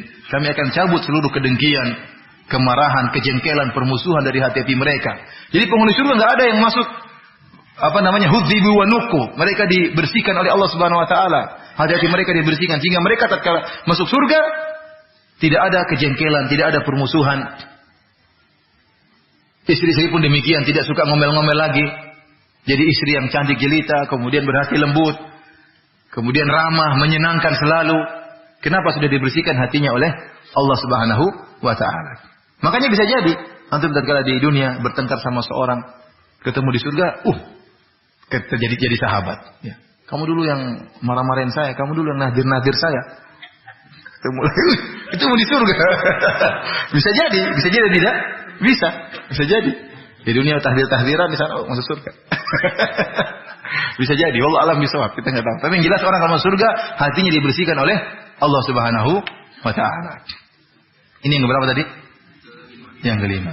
Yang terakhir, para hadirin dan hadirat yang dirahmati oleh Subhanahu wa Ta'ala, yang keenam bahwasanya kenikmatan surga ya kenikmatan dunia membosankan, adapun kenikmatan akhirat tidak pernah membosankan. Kita di dunia seperti itu, kenikmatan dunia membosankan. Punya HP, pingin HP yang baru. Punya mobil, pingin mobil yang baru ganti. Punya rumah, terkadang bosan, pingin rumah yang baru. Ada orang yang punya istri, ingin ganti istri yang baru. Ada orang seperti itu. Ada orang. Namun di akhirat tidak. Di akhirat tidak ada sesuatu yang membosankan. Kenapa? Kenikmatannya sempurna. Tidak membosankan. Semuanya sempurna. Buah-buahan sempurna. Beraneka ragam. Bidadari sempurna. Para wanita surga sempurna. Bahkan dalam riwayat Ibnu Abbas radhiyallahu ta'ala mengatakan, "Inna rajula min ahlil jannah la yu'aniku al-hawra 70 sanatan la yamaluha wa la tamalluhu." Sungguhnya seorang lelaki surga akan memeluk istrinya, akan memeluk wanita bidadari, wanita surga selama 70 tahun. Dia peluk istrinya berapa? 70 tahun. Sang lelaki tidak bosan dari sang wanita tidak bosan dari sang lelaki. Bayangkan, 70 tahun Dia peluk istrinya tersebut. Luar biasa. Wanita tersebut dia peluk. Ya. Kalau kita di dunia nggak mungkin. Antum peluk wanita ya 1 hari udah bosan. Ingin lepas aja ya. Ada keluar bau macam-macam, iler dan macam-macamnya. Setahun sehari penuh ya nggak kuat. Ini 70 tahun luar biasa. 70 tahun tidak membosankan. Berarti luar biasa lah. Tidak bisa kita bayangkan. Ustaz kok cuma 70 tahun nggak 100 tahun sekalian? Kan masih ada bidadari lain yang ngantri. Kan banyak yang mau dipeluk, masa cuma satu aja. Oleh karena para hadirin rahmatullah subhanahu wa ta'ala, inilah sedikit yang bisa saya banding-bandingkan, ya. Dan apapun yang saya sampaikan ini tentunya hanya sekedar gambaran. Kenikmatan di akhirat tentu jauh lebih dari apa yang kita hayalkan, daripada apa yang kita renungkan. Dan saya tutup pengajian kita ini dengan satu ayat. Mohon maaf, agak panjang dikit tafsirannya.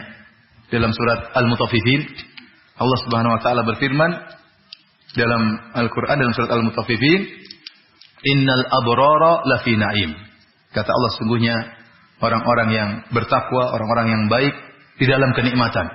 Kata Ibnu Qayyim bahwasanya orang-orang yang baik dalam kenikmatan di dunia maupun kenikmatan di alam barzakh maupun kenikmatan di surga. Namun ayat ini sepertinya konteksnya lebih pas bagi orang-orang di surga. Lafi na'im, orang-orang yang bertakwa dalam kenikmatan di surga. Alal araiki yanzurun. Mereka berada di atas dipan-dipan. Dan arikah adalah dipan-dipan yang diberi hiasan. Muzakhrafah, diberi hiasan macam-macam, tirai emas dan macam-macamnya. Itulah tempat tidur di surga. Mereka dalam kenikmatan alal araiki yanzurun. Mereka di atas dipan-dipan mereka memandang. Apa yang mereka pandang tidak Allah sebutkan. Tidak Allah sebutkan. Namun kata Allah, Allah sebutkan efeknya, Allah sebutkan akibatnya. Akibat pandangan tersebut kata Allah, ta'rifu fi wujuhihim nadratan na'im. Kau akan melihat pada wajah-wajah mereka kebahagiaan, berseri-seri.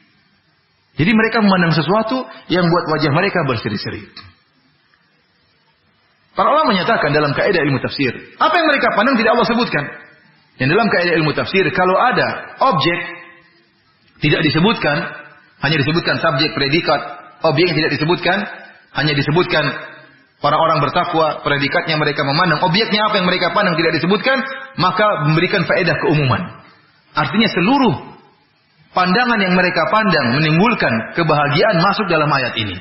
Masuk dalam ayat ini. Oleh karenanya banyak perkara yang dipandang oleh penghuni surga yang buat mereka bahagia. Banyak di antaranya kenikmatan yang beraneka ragam. Para penghuni surga sebelum mereka menikmati kenikmatan tersebut, baru mereka lihat istana mereka yang Allah siapkan.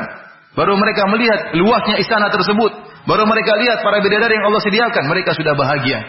Belum mereka merasakan nikmat tersebut. Baru melihat berbagai macam makanan yang Allah hidangkan, mereka sudah bahagia. Ibarat kita baru dibelikan mobil baru, belum kita naik sudah, wah, mobil Masya Allah, sudah bahagia. Belum kita naiki. Baru lihat sudah bahagia. Baru dikirim fotonya sudah bahagia. Demikian juga di antara pandangan yang buat mereka bahagia, mereka memandang saudara-saudara mereka yang juga masuk dalam surga. Sehingga saya sering ingatkan bahwasanya seorang tatkala di dunia jangan egois, jangan dia pikir yang penting saya masuk surga, tidak. Dia harus mikirkan istrinya juga, mikirkan anak-anaknya. Jangan seperti tadi yang bertanya tadi. Istri saya tidak mau surga. Kita ingin istri kita sama anak kita juga masuk surga bersama kita. Betapa bahagia tatkala kita ketemu mereka, ketemu anak-anak kita. Kita lihat anak-anak kita main di surga. Bagaimana tidak kita bahagia? Lihat orang tua kita di surga, tidak bahagia. Allah mengatakan, "Jannatu adni yadkhulunaha wa man salaha min abaihim wa azwajihim wa dzurriyyatihim wal malaikatu yadkhuluna 'alaihim min kulli bab. Salamun 'alaikum bima sabartum fa ni'ma 'uqbad." Kata Allah, surga Aden yang mereka masuki, surga yang kekal yang mereka masuki. Wa man salaha min abaihim, demikian juga orang tua mereka yang saleh. Ayah ibu mereka yang saleh juga masuk surga. Istri-istri mereka yang saleh juga masuk surga. Suami-suami mereka yang soleh juga masuk surga. Anak-anak mereka juga masuk surga. Ini pemandangan yang mendatangkan kebahagiaan. Demikian juga sahabat-sahabat kita ketemu di surga. Kita pandang mereka bagaimana tidak kita bahagia. Ikhwanan ala sururi mutaqabilin. Saling bersaudara, saling melihat, saling hadap-hadapan. Kita bayangkan kalau kita ketemu dengan teman kita saja di Madinah. Sudah lama enggak ketemu, teman SMP. Waktu terakhir ketemu, nakal anak ini. Suka minum bir, nakal, suka bolos sekolah. Tahu-tahu ketemu di Madinah hajian. Kamu dulu tukang minum bir, sekarang jadi Pak Haji. Kan bahagia kita. Belum kalau ketemunya di surga. Kayaknya kamu dulu nakal, kau gandeng bidadari sekarang. Masya Allah. Saya sudah bertobat. Jadi bahagia. Kita ketemu teman kita di Madinah saja kita bahagia. Teman lama. Apalagi ketemu di mana? di surga. Ketemu-temu kita sudah berpisah lama dalam alam kubur, dalam alam barzakh, tahu-tahu kita ketemu di surga, ini bahagia. Dan kenikmatan, puncak dari kenikmatan adalah melihat wajah Allah Subhanahu wa taala. Allah berfirman, "Lil ladzina ahsanul husna wa ziyadah." Bagi orang-orang yang berbuat kebaikan bagi mereka surga dan tambahan. Tambahan adalah melihat wajah Allah Subhanahu wa taala. Oleh kerana di antara doa Nabi sallallahu alaihi wasallam, "As'aluka ladzatan nadhari ila wajhikal karim." Ya Allah, aku mohon kelezatan memandang wajahmu yang mulia di surga. Semoga Allah Subhanahu wa taala memasukkan kita ke dalam surga, dan semoga Allah Subhanahu wa taala memberi anugerah kepada kita untuk melihat wajahnya yang mulia. Amin ya rabbal alamin. Demikian saja yang saya sampaikan. Wallahu a'lam bishawab. Selanjutnya tanya jawab. Yang mau bertanya saya buka pertanyaan bagi jemaah.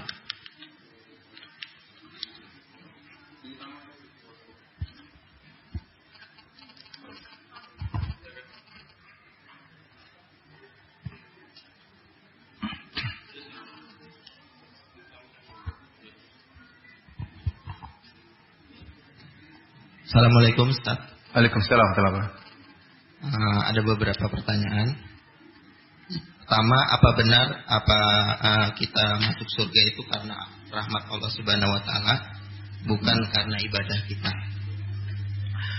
Pertanyaan pertama, apakah satu-satu dulu ya, satu aja cukup ya. Ini juga panjang nih jawabannya.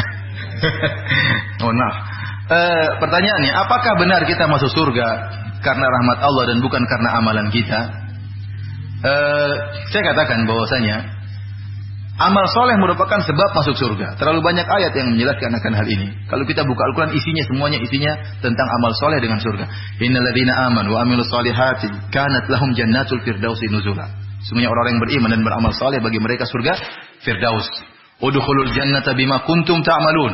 Masuklah kalian surga dengan sebab apa? Amalan kalian. Wa yubashshiral ladzina ya'maluna wa yubashshiral mu'minina alladzina ya'maluna shalihati anna lahum ajran hasana makithina fihi abada. Dan beri kabar gembira kepada orang-orang yang beriman. Siapa? Orang-orang yang beramal soleh, bagi mereka ganjaran yang indah, yaitu surga, makithina fihi abada. Mereka kekal dalam surga selama-lamanya.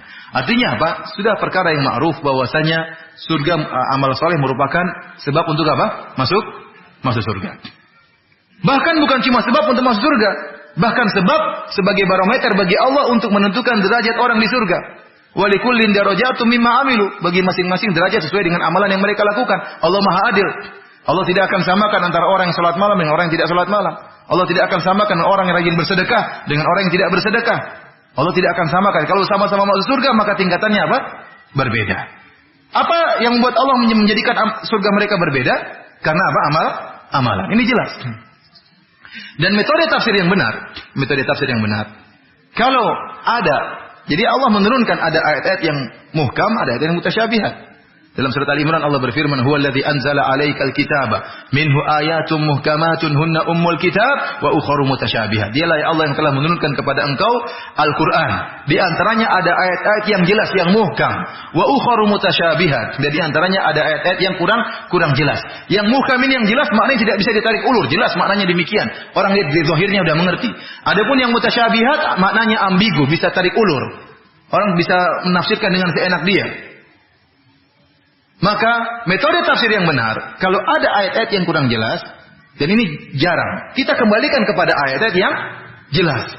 Maka ayat yang kurang jelas ini kita kompromikan dengan ayat-ayat yang sudah jelas. Ini metode tafsir yang benar. Bukan sebaliknya, ayat-ayat yang begitu banyak jelas kita buang supaya dikompromikan dengan yang kurang jelas. Ini penafsiran yang batil seperti ini. Dan itulah penafsiran Ahlul Bid'ah. Ahlul Bid'ah terkadang berpegang dengan satu hadis saja, semua ayat mereka buang. Harusnya hadis ini dikompromikan dengan ayat yang begitu banyak, bukan sebaliknya. Bukan ayat yang banyak, hadis yang banyak mereka buang gara-gara satu hadis. Oleh karena kalau kita Murji'ah, kemudian Mu'tazilah, Khawarij berpegang dengan satu hadis saja. Satu hadis, dua hadis, kemudian begitu banyak ayat mereka buang semuanya.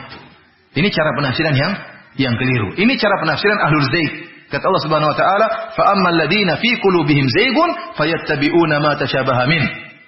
Adapun orang-orang dalam hatinya kesesatan, kecondongan, maka dia akan mengikuti ayat-ayat yang mutasyabihat. Jadi saya katakan tadi, ayat-ayat tentang bahwasanya amal sebab masuk surga sangat banyak. Baik. Sekarang ada hadis Rasulullah SAW mengatakan, "La yadkhulu ahadukum al-jannata bi amalihi." Tidak seorang pun di antara kita, tidak seorang pun dari kalian yang masuk surga dengan amalannya. Dengan amalannya. Para sahabat bertanya, "Wala anta ya Rasulullah? Kau juga tidak masuk surga dengan amalanmu?" Kata Rasulullah SAW, "Wala ana, saya juga tidak masuk surga dengan amalan saya. Walakin an yataghammadani Allah bi rahmatihi." Tapi saya masuk surga karena rahmat Allah. Ini hadis dalil bahwasanya Rasulullah dijamin surga. Dia menjadikan hadis ini sebagai dalil Nabi tidak dijamin masuk surga, padahal di ujung hadis Nabi mengatakan, "Saya masuk surga bukan amalan saya, tapi dengan apa? Rahmat Allah." Intinya masuk surga. Mau dengan amal atau dengan rahmat, intinya Nabi mengatakan, "Saya masuk surga dengan rahmat Allah." Berarti Nabi terjamin masuk surga. Dan aneh bagaimana Nabi tidak terjamin masuk surga. Nabi yang menjamin sahabat masuk surga. Kata Nabi, Abu Bakar fil jannah, Abu Bakar di surga. Umar fil jannah, Umar di surga. Utsman fil jannah, Utsman di surga. Ali fil jannah, di surga. Ali di surga. Ya, Abdurrahman bin Auf di surga. Abu Ubaidah bin Jarrah di surga. Sa'ad bin Waqqas di surga. Kemudian Nabi mengatakan, "Saya tidak terjamin." Kan lucu. Ini semua saya jamin surga, kalau saya tidak. Gimana? Dia mengatakan, "Wahai Bilal, saya dengar sendalmu di surga." "Oh ya, tapi kamu tidak terjamin, saya aja ya Rasulullah." Kan gimana? Bilal Rasulullah jamin masuk surga, dia tidak terjamin. Rasulullah sendiri tidak terjamin. Ini penghinaan terhadap Nabi sallallahu alaihi wasallam. Nabi mengatakan pintu surga tidak terbuka kecuali yang ngetuk siapa? Ngetuk Nabi sallallahu alaihi wasallam. Kemudian Nabi tidak terjamin masuk surga. Ya ikhwan, kalau Nabi saja tidak terjamin masuk surga, apalagi antum-antum ini. Ini repot. Di antara dalil bahwasanya Allah menjamin Rasulullah masuk surga dalam surat Al-Fatah kata Allah Subhanahu wa taala, "Inna fatahna laka fathan mubina liyaghfira laka Allahu ma taqaddama min dzambik wa ma ta'akhkhara." Allah menjamin bahwasanya dosa-dosa Nabi yang telah lalu dan akan datang semuanya sudah diampuni oleh Allah Subhanahu wa taala. Dan tatkala seorang sudah dijamin diampuni dosa-dosanya, maka masuk surga otomatis. Makanya antum lihat dalam masalah puasa, tidak ada Allah mengatakan Rasulullah SAW mengatakan, "Man shoma ramadhana imanan wa ihtisaban, ghufira lahu ma taqaddama min dzambi." Barang siapa yang berpuasa di bulan Ramadan, maka Allah akan ampuni dosa-dosanya. Allah tidak mengatakan, Rasulullah SAW tidak mengatakan masuk surga. Tapi kita sudah paham, kalau sudah diampuni dosa-dosa berarti masuk surga. Man qama lailatal qadri imanan wa ihtisaban, ghufira lahu ma taqaddama min dzambi. Barang siapa yang menghidupkan Lailatul Qadar dengan ibadah, dengan penuh keimanan dan penuh pengharapan, diampuni dosa-dosa yang telah lalu. Berarti kalau diampuni dosa-dosa berarti otomatis masuk surga. Oleh karenanya, hadis yang sering disebutkan oleh para khutbah, para khatib, Ramadan terbagi menjadi 3. 10 malam pertama adalah rahmat, 10 malam kedua adalah ampunan, 10 malam ketiga adalah itqun minan nar, pembebasan dari neraka jahanam. Maka itu hadis yang secara sanad lemah dan secara makna adalah mungkar. Mungkar dengan hadis yang lain kata Nabi sallallahu alaihi wasallam, "Lillahi wa ta'aqqa minan niran wa dzalika kullu lailah." Setiap malam Allah bebaskan orang-orang dari neraka jahanam dan itu berlaku setiap malam. Karena kalau dibagi 10 malam pertama rahmat, 10 malam kedua maghfirah, 10 malam ketiga bebas dari neraka jahanam. Kalau ada orang puasa kemudian baru meninggal di 10 malam pertama, baru dirahmati belum diampuni, kan repot. Kemudian dia atau meninggal di 10 malam kedua, baru diampuni belum bebas dari neraka jahanam. Ini batil seperti ini. Kenapa? Karena pengampunan dan rahmat dan bebas dari neraka jahanam dan masuk surga satu paket. Orang kalau diampuni sudah jelas, diampuni dosa-dosanya berarti sudah jelas masuk surga. Oleh karena Allah mengatakan dalam surat Al-Fatah bahwasanya Allah telah menjamin Rasulullah diampuni dosa-dosa yang telah lalu dan akan datang, berarti Rasulullah SAW dijamin masuk surga. Baik, kita kembalikan kepada hadis tadi. Rasulullah SAW mengatakan tidak akan seorang pun dari kalian masuk surga dengan amalannya. Kata para ulama, sekarang sudah banyak ayat-ayat yang muhkam, hadis-hadis yang muhkam menjelaskan bahwasanya amal merupakan sebab masuk surga. Bahkan amal merupakan sebab tingkat-tingkat orang di surga. Lantas bagaimana dengan hadis ini? Maka cara penafsiran yang benar, hadis ini dikompromikan dengan ayat-ayat yang sudah muhkam. Maka para ulama jelaskan maksud dari hadis ini tidak seorang pun masuk surga dengan amalannya. Maksudnya amal dia bukan merupakan tiket untuk bayar surga. Amal seorang bukan tiket untuk bayar surga. Ya ikhwan, tadi sudah kita jelaskan tentang bidadari. Bidadari yang antum akan, kalau antum masuk surga antum akan nikmati bidadari yang begitu sempurna. Yang antum akan nikmati selama-lamanya. Sementara ibadah antum cuma sebentar. Antum ibadah berapa tahun sih? Sebentar, antum mungkin sadar baru umur 30 tahun baru sadar. Ada yang sadar baru 40 tahun. Ada yang baru ngaji baru sebentar. Sebelumnya kacau balau. Mungkin taruhlah antum beribadah 50 tahun. Ibadah terus, sholat malam terus. Apakah amalan antum bisa buat bayar surga? Tidak bisa. Belum lagi sholat antum begitu, tidak khusyuk. Mikir macam-macam. Belum lagi sedekahnya cuma sedikit, pelit-pelit gitu. Terus membayar surga. Ikhwan, belum lagi dibarengi dengan ghibah, dengan namimah. Ya. Terus ini amalan antum membuat surga? Tidak cukup. Untuk bayar bidadari yang selama-lamanya, amalan antum, sujud antum, ruku antum tidak cukup untuk bayar bidadari. Satu bidadari saja, belum lagi 70 bidadari. Tidak cukup amalan antum. Oleh karenanya maksudnya, tidak seorang pun kalian masuk surga dengan amalannya. Maksudnya amalan tersebut bukanlah tiket untuk masuk surga. Bukan untuk bayar surga. Tetapi amalan tersebut merupakan sebab yang mendatangkan rahmat Allah untuk memasukkan antum ke dalam surga. Itu maksudnya. Jadi yang benar, seorang masuk surga dengan rahmat Allah dengan sebab amal soleh. Itu jawabannya. Saya ulangi, seorang masuk surga dengan rahmat Allah dengan sebab amal soleh. Atau seorang masuk surga dengan sebab amalnya yang menyebabkan datangnya rahmat Allah sehingga dia masuk surga.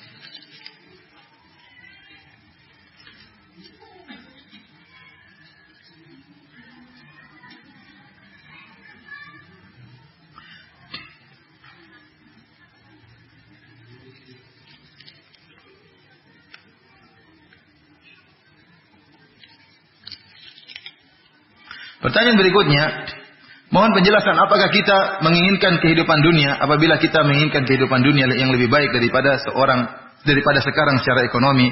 Apakah ini juga melalaikan kehidupan akhirat? Tidak. Saya katakan tadi seorang boleh ya, makanya meminta rezeki kepada Allah Subhanahu wa taala. Kan boleh kita berdoa minta apa? Rezeki. Ketika setelah salat subuh kita mengatakan Allahumma nas'aluka ilman nafi'an wa rizqan thayyiban wa amalan mutaqabbala. Allah menyuruh kita cari rezeki dalam banyak ayat. Seperti firman Allah Subhanahu wa taala, "Wa idza qudiyatis salatu fantashiru fil ardi wabtaghu min fadlillah." Dan jika telah selesai salat Jumat, maka bertebaran di atas muka bumi dan carilah rezeki Allah Subhanahu wa taala. Namun ingat, wazkurullaha katsiran la'allakum tuflihun. Jadi cari rezeki tidak apa-apa. Nambah rezeki tidak apa-apa, namun yang tidak boleh adalah lupa dari akhirat. Oleh karenanya kalau orang cari rezeki namun banyak ingat Allah, maka ini yang terbaik. Allah juga mengatakan, "Huwallazi ja'ala lakumul arda dhalula famshu fi manakibiha wa kulu mir rizqihi wa ilaihin nusyur." Dialah yang telah menjadikan bumi tunduk bagi kalian. Maka berjalanlah kalian di penjuru bumi. Wa kulu mir rizqihi, dan makanlah rezeki. Boleh. Namun ingat, wa ilaihin nusyur. Kalian akan dikembalikan kepada Allah Subhanahu wa taala. Jadi mencari rezeki ingin kondisi lebih baik tidak jadi masalah. Yang tidak boleh adalah membuat dunia tersebut mengalihkan kita. Dan saya ingatkan para hadirin, kita memang berusaha mencari rezeki, namun ada satu tahapan yang kita sudah cukuplah. Milikilah sifat qanaah. Kita ingin punya rumah bagus, nah apa? Tapi kalau sudah punya rumah mewah, punya rumah bagus, maka jangan berangan-angan lagi lebih daripada itu. Kenapa yang membinasakan banyak orang di bumi ini adalah sikap memperbanyak. Makanya Allah mengatakan alhaakumut takatsur. Telah melalaikan kalian berlomba-lomba untuk memperbanyak. Artinya apa? Sebenarnya sudah cukup, namun ingin banyak terus, nggak mau kalah. Ini yang bikin habis waktu. Antum sudah punya rumah, udah alhamdulillah, udah rumah sudah bertingkat, sudah cukup anak-anak semua. Wah, pingin lebih mewah lagi. Ini bikin habis waktu, bikin bangun rumah itu butuh waktu, butuh mikir, butuh macam-macam. Kalau uang kita sedekahkan kan alhamdulillah. Sudah punya mobil, sudah enak dipakai, masih pingin lagi punya mobil lain. Buat apa? Ya hobi aja. Ya hobi tidak apa, tidak dilarang. Tapi ingat, seandainya ini digunakan untuk mikir mobil, kita gunakan untuk mikir akhirat, maka akan menambah keindahan di akhirat kelak. Saya bilang tidak haram, ya, tidak haram kita punya mobil berapa, punya rumah yang mewah, tidak haram. Yang penting jangan sampai terlalaikan dari akhirat itu. Itu yang paling penting. Kenapa? Karena akan kita tinggalkan semuanya. Bukankah Rasulullah SAW mengatakan, "Yatba'ul mayyit thalatha, ya, fayarji al-ithnan wa yabqa al-wahid." Kata Rasulullah SAW bahwasanya orang setelah meninggal dunia diikuti oleh 3. 2 kembali, 1 tetap. 3 tersebut apa? Istrinya, anaknya, ahluhu, istrinya, anaknya. Yang kedua adalah maluhu, hartanya, yaitu diantaranya budaknya, ikut mengiring jenazahnya. Dan yang ketiga adalah amaluhu, amalnya. Yang 2 kembali, istrinya, anaknya kembali, tidak ikut dikubur sama dia. Antum punya istri katanya cinta mati. Waktu antum mati bilang, "Ayo nanti kalau saya mati dikubur sama saya." Oh, enggak mau dia. Meskipun yang aku cinta mati sama antum, dia tidak mau dikubur sama antum. Begitu antum meninggal, mungkin dia kawin lagi. Wallahu a'lam. Dan boleh kan? Masa antum pesan sama istri antum, kalau saya mati jangan kawin lagi. Ya enggak kan? Terserah dia mau kawin lagi boleh. Ya. Kemudian semua hartanya antum tinggalkan. Tidak ada harta yang ikut sama antum. Mobil mewah, rumah mewah, semuanya akan ditinggalkan. Tetapi kapan yang ikut sama antum adalah amal antum. Oleh karenanya harta yang kita gunakan fi sabilillah sesuai dengan jalan yang Allah tunjukkan untuk nafkah keluarga, untuk beribadah, untuk haji, untuk umrah, untuk bangunan masjid misalnya, untuk fakir miskin, itulah yang akan berubah menjadi amalan soleh yang menyertai antum dalam kuburan. Oleh karena dalam hadis, tatkala Nabi SAW menyembelih kambing, kemudian Nabi menyuruh istri-istrinya untuk membagi-bagikan kambing tersebut.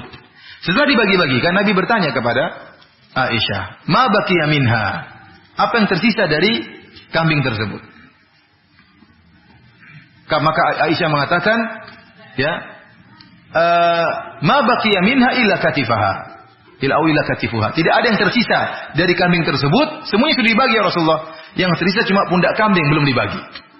Ini yang belum dibagi-bagikan. Maka Nabi mengatakan, "Baqiya kulluha illa katifaha." Kata Nabi, justru sebaliknya, seluruh yang dibagi itu yang tersisa. Yang belum dibagi itu yang tidak tersisa.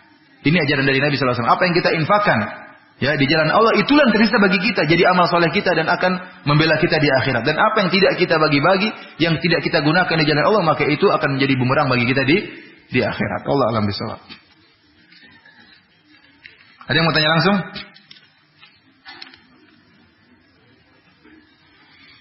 Ustaz, sampai jam berapa Ustaz? 6.15.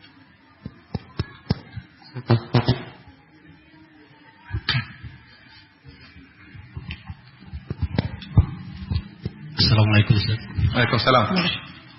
Menarik sekali uraian satu tema, walaupun mukaddimahnya tadi berkaitan dengan bahwa dunia itu ya seperti daun kelor lah gitu ya. Nah, tapi dalam tema tadi pesona akhirat ini membuat saya merubah tema menjadi keyakinan, merubah keyakinan dunia menjadi keyakinan akhirat. Yang jadi pertanyaan berkaitan dengan ayat surahnya lupa. Wabtaghi fima taqwa darul akhirah wala tansa nasibaka minad dunya. Itu uraian Ustaz tadi. Tapi di lain pihak kita ada Rabbana atina fid dunya hasanah wa fil akhirati qina adzabannar. Sepertinya 50-50. Mohon penjelasan. Assalamualaikum warahmatullahi wabarakatuh. Sebagian orang mengatakan bahwasanya kita berusaha menyeimbangkan antara dunia dengan akhirat. Ini pertanyaan yang tidak tepat. Ya, dunia ini hanya sementara, namun dunia harus kita lewati. Yang benar, dunia harus kita lewati, tidak mungkin kita hindari. Jadikanlah dunia itu sebagai ladang akhirat. Ya.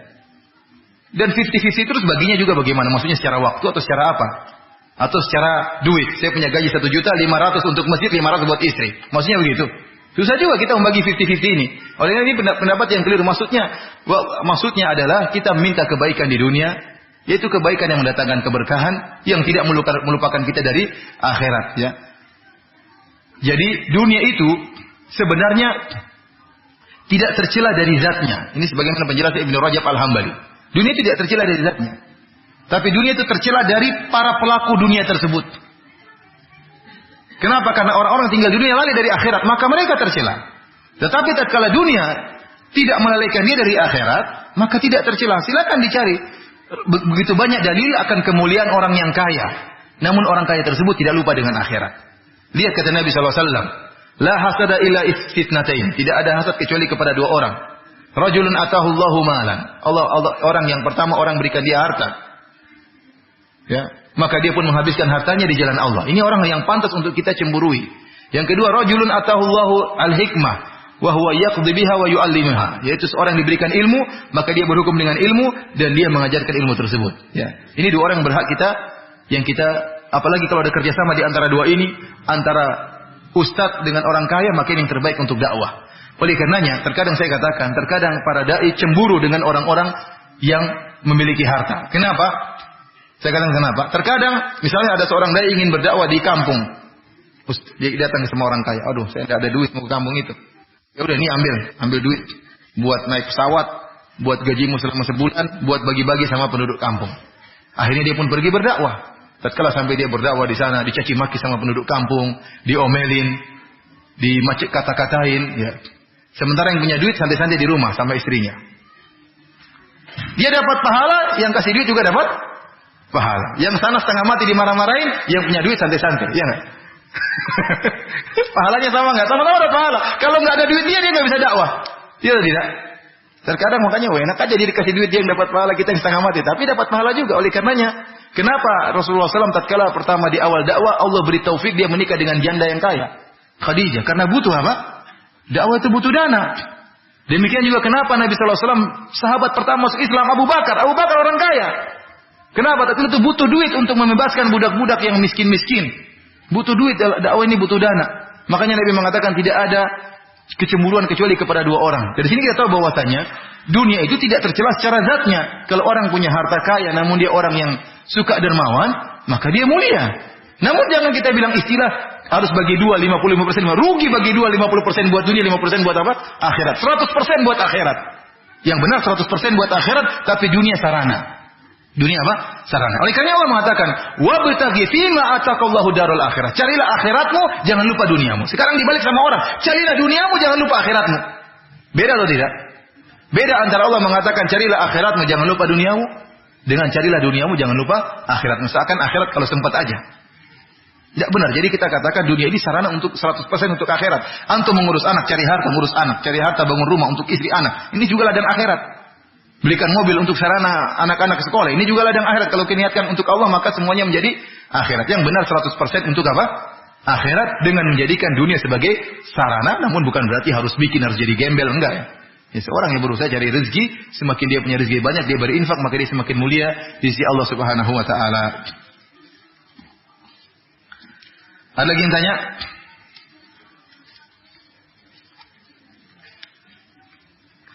Ini pertanyaan, apakah surga itu bertingkat-tingkat sesuai dengan tingkatan orang-orangnya? Iya, surga itu bertingkat-tingkat sesuai dengan amalannya, bukan orangnya, tapi apa? Amalannya. Walikullin darajatun mimma amilu. Masing-masing derajat sesuai dengan amal yang mereka lakukan. Ya, surga bertingkat-tingkat, tidak sama antara satu dengan yang lainnya. Oleh karena itu, kalau kita minta surga, mintalah surga yang Firdaus, surga yang tertinggi. Ada lagi yang bertanya? Silakan.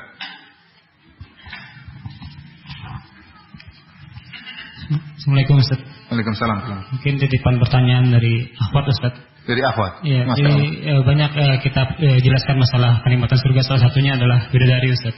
Dan setiap orang laki-laki itu mendapatkan banyak bidadari di sana yang siap untuk melayaninya. Terus untuk Akhwat sendiri apa Ustaz? Apakah ada bidadara juga di sana? Terima kasih Ustaz. Ini para pemerhati Akhwat. Masyaallah. Ya, kita katakan bahwasanya yang ada dalilnya, laisa fil jannati a'zab. Tidak ada di surga itu orang yang bujangan, enggak ada. Semua orang di surga, laki-laki maupun perempuan, tidak ada yang bujangan. Kalau ada wanita yang masuk surga sementara suaminya enggak ada, maka Allah akan nikahkan dengan lelaki yang lain. Apakah Allah akan menciptakan lelaki yang tampan sebagaimana bidadari, wallahu a'lam bishawab, ataukah Allah akan menikahkan dia dengan para lelaki lain yang sudah masuk surga? Ya, yang jelas tidak ada wanita yang bujangan, semuanya akan menikah. Dan kita katakan bahwasanya dalil-dalil menunjukkan bahwasanya seorang laki akan bersama dengan istrinya. Kalau istrinya masuk surga, maka akan bergandengan dengan suaminya. Sehingga suaminya memiliki istri dari dunia dan juga bidadari-bidadari. Tidak sebaliknya seorang wanita memiliki 10 suami misalnya, tidak ada dalilnya seperti ini. Karena Allah masalah kenikmatan kan masalah kepuasan. Kenikmatan itu masalah apa? Kepuasan. Ya, Allah tidak menjadikan hasrat wanita di sana ingin punya 10 lelaki, tidak. Ya. Tapi cukup dia dengan suaminya yang ada di surga, maka dia akan merasa kebahagiaan. Jangan pikir juga nanti saya cemburu sama bidadari, tidak. Rasa kecemburuan sudah dihilangkan oleh Allah Subhanahu wa taala. Kemudian kenikmatan di surga bukan cuma itu saja. Terlalu banyak kenikmatan yang lainnya, ya, yang nanti bisa dilihat tatkala di surga. Yang penting masuk surga dulu. Ya. Iya. Ya, karena kalau sudah masuk surga, la khaufun alaihim wa lahum yahzanun. Tidak ada sedih, tidak ada mangkel, tidak ada ngambek. Pokoknya udah masuk surga, udah bahagia. Yang penting masuk surga dulu. Demikian saja apa yang bisa kita sampaikan pada kesempatan hari ini. InsyaAllah kita lanjutkan di lain kesempatan. Wabillahi taufik. Assalamualaikum warahmatullahi wabarakatuh. Subhanallahi wa bihamdihi.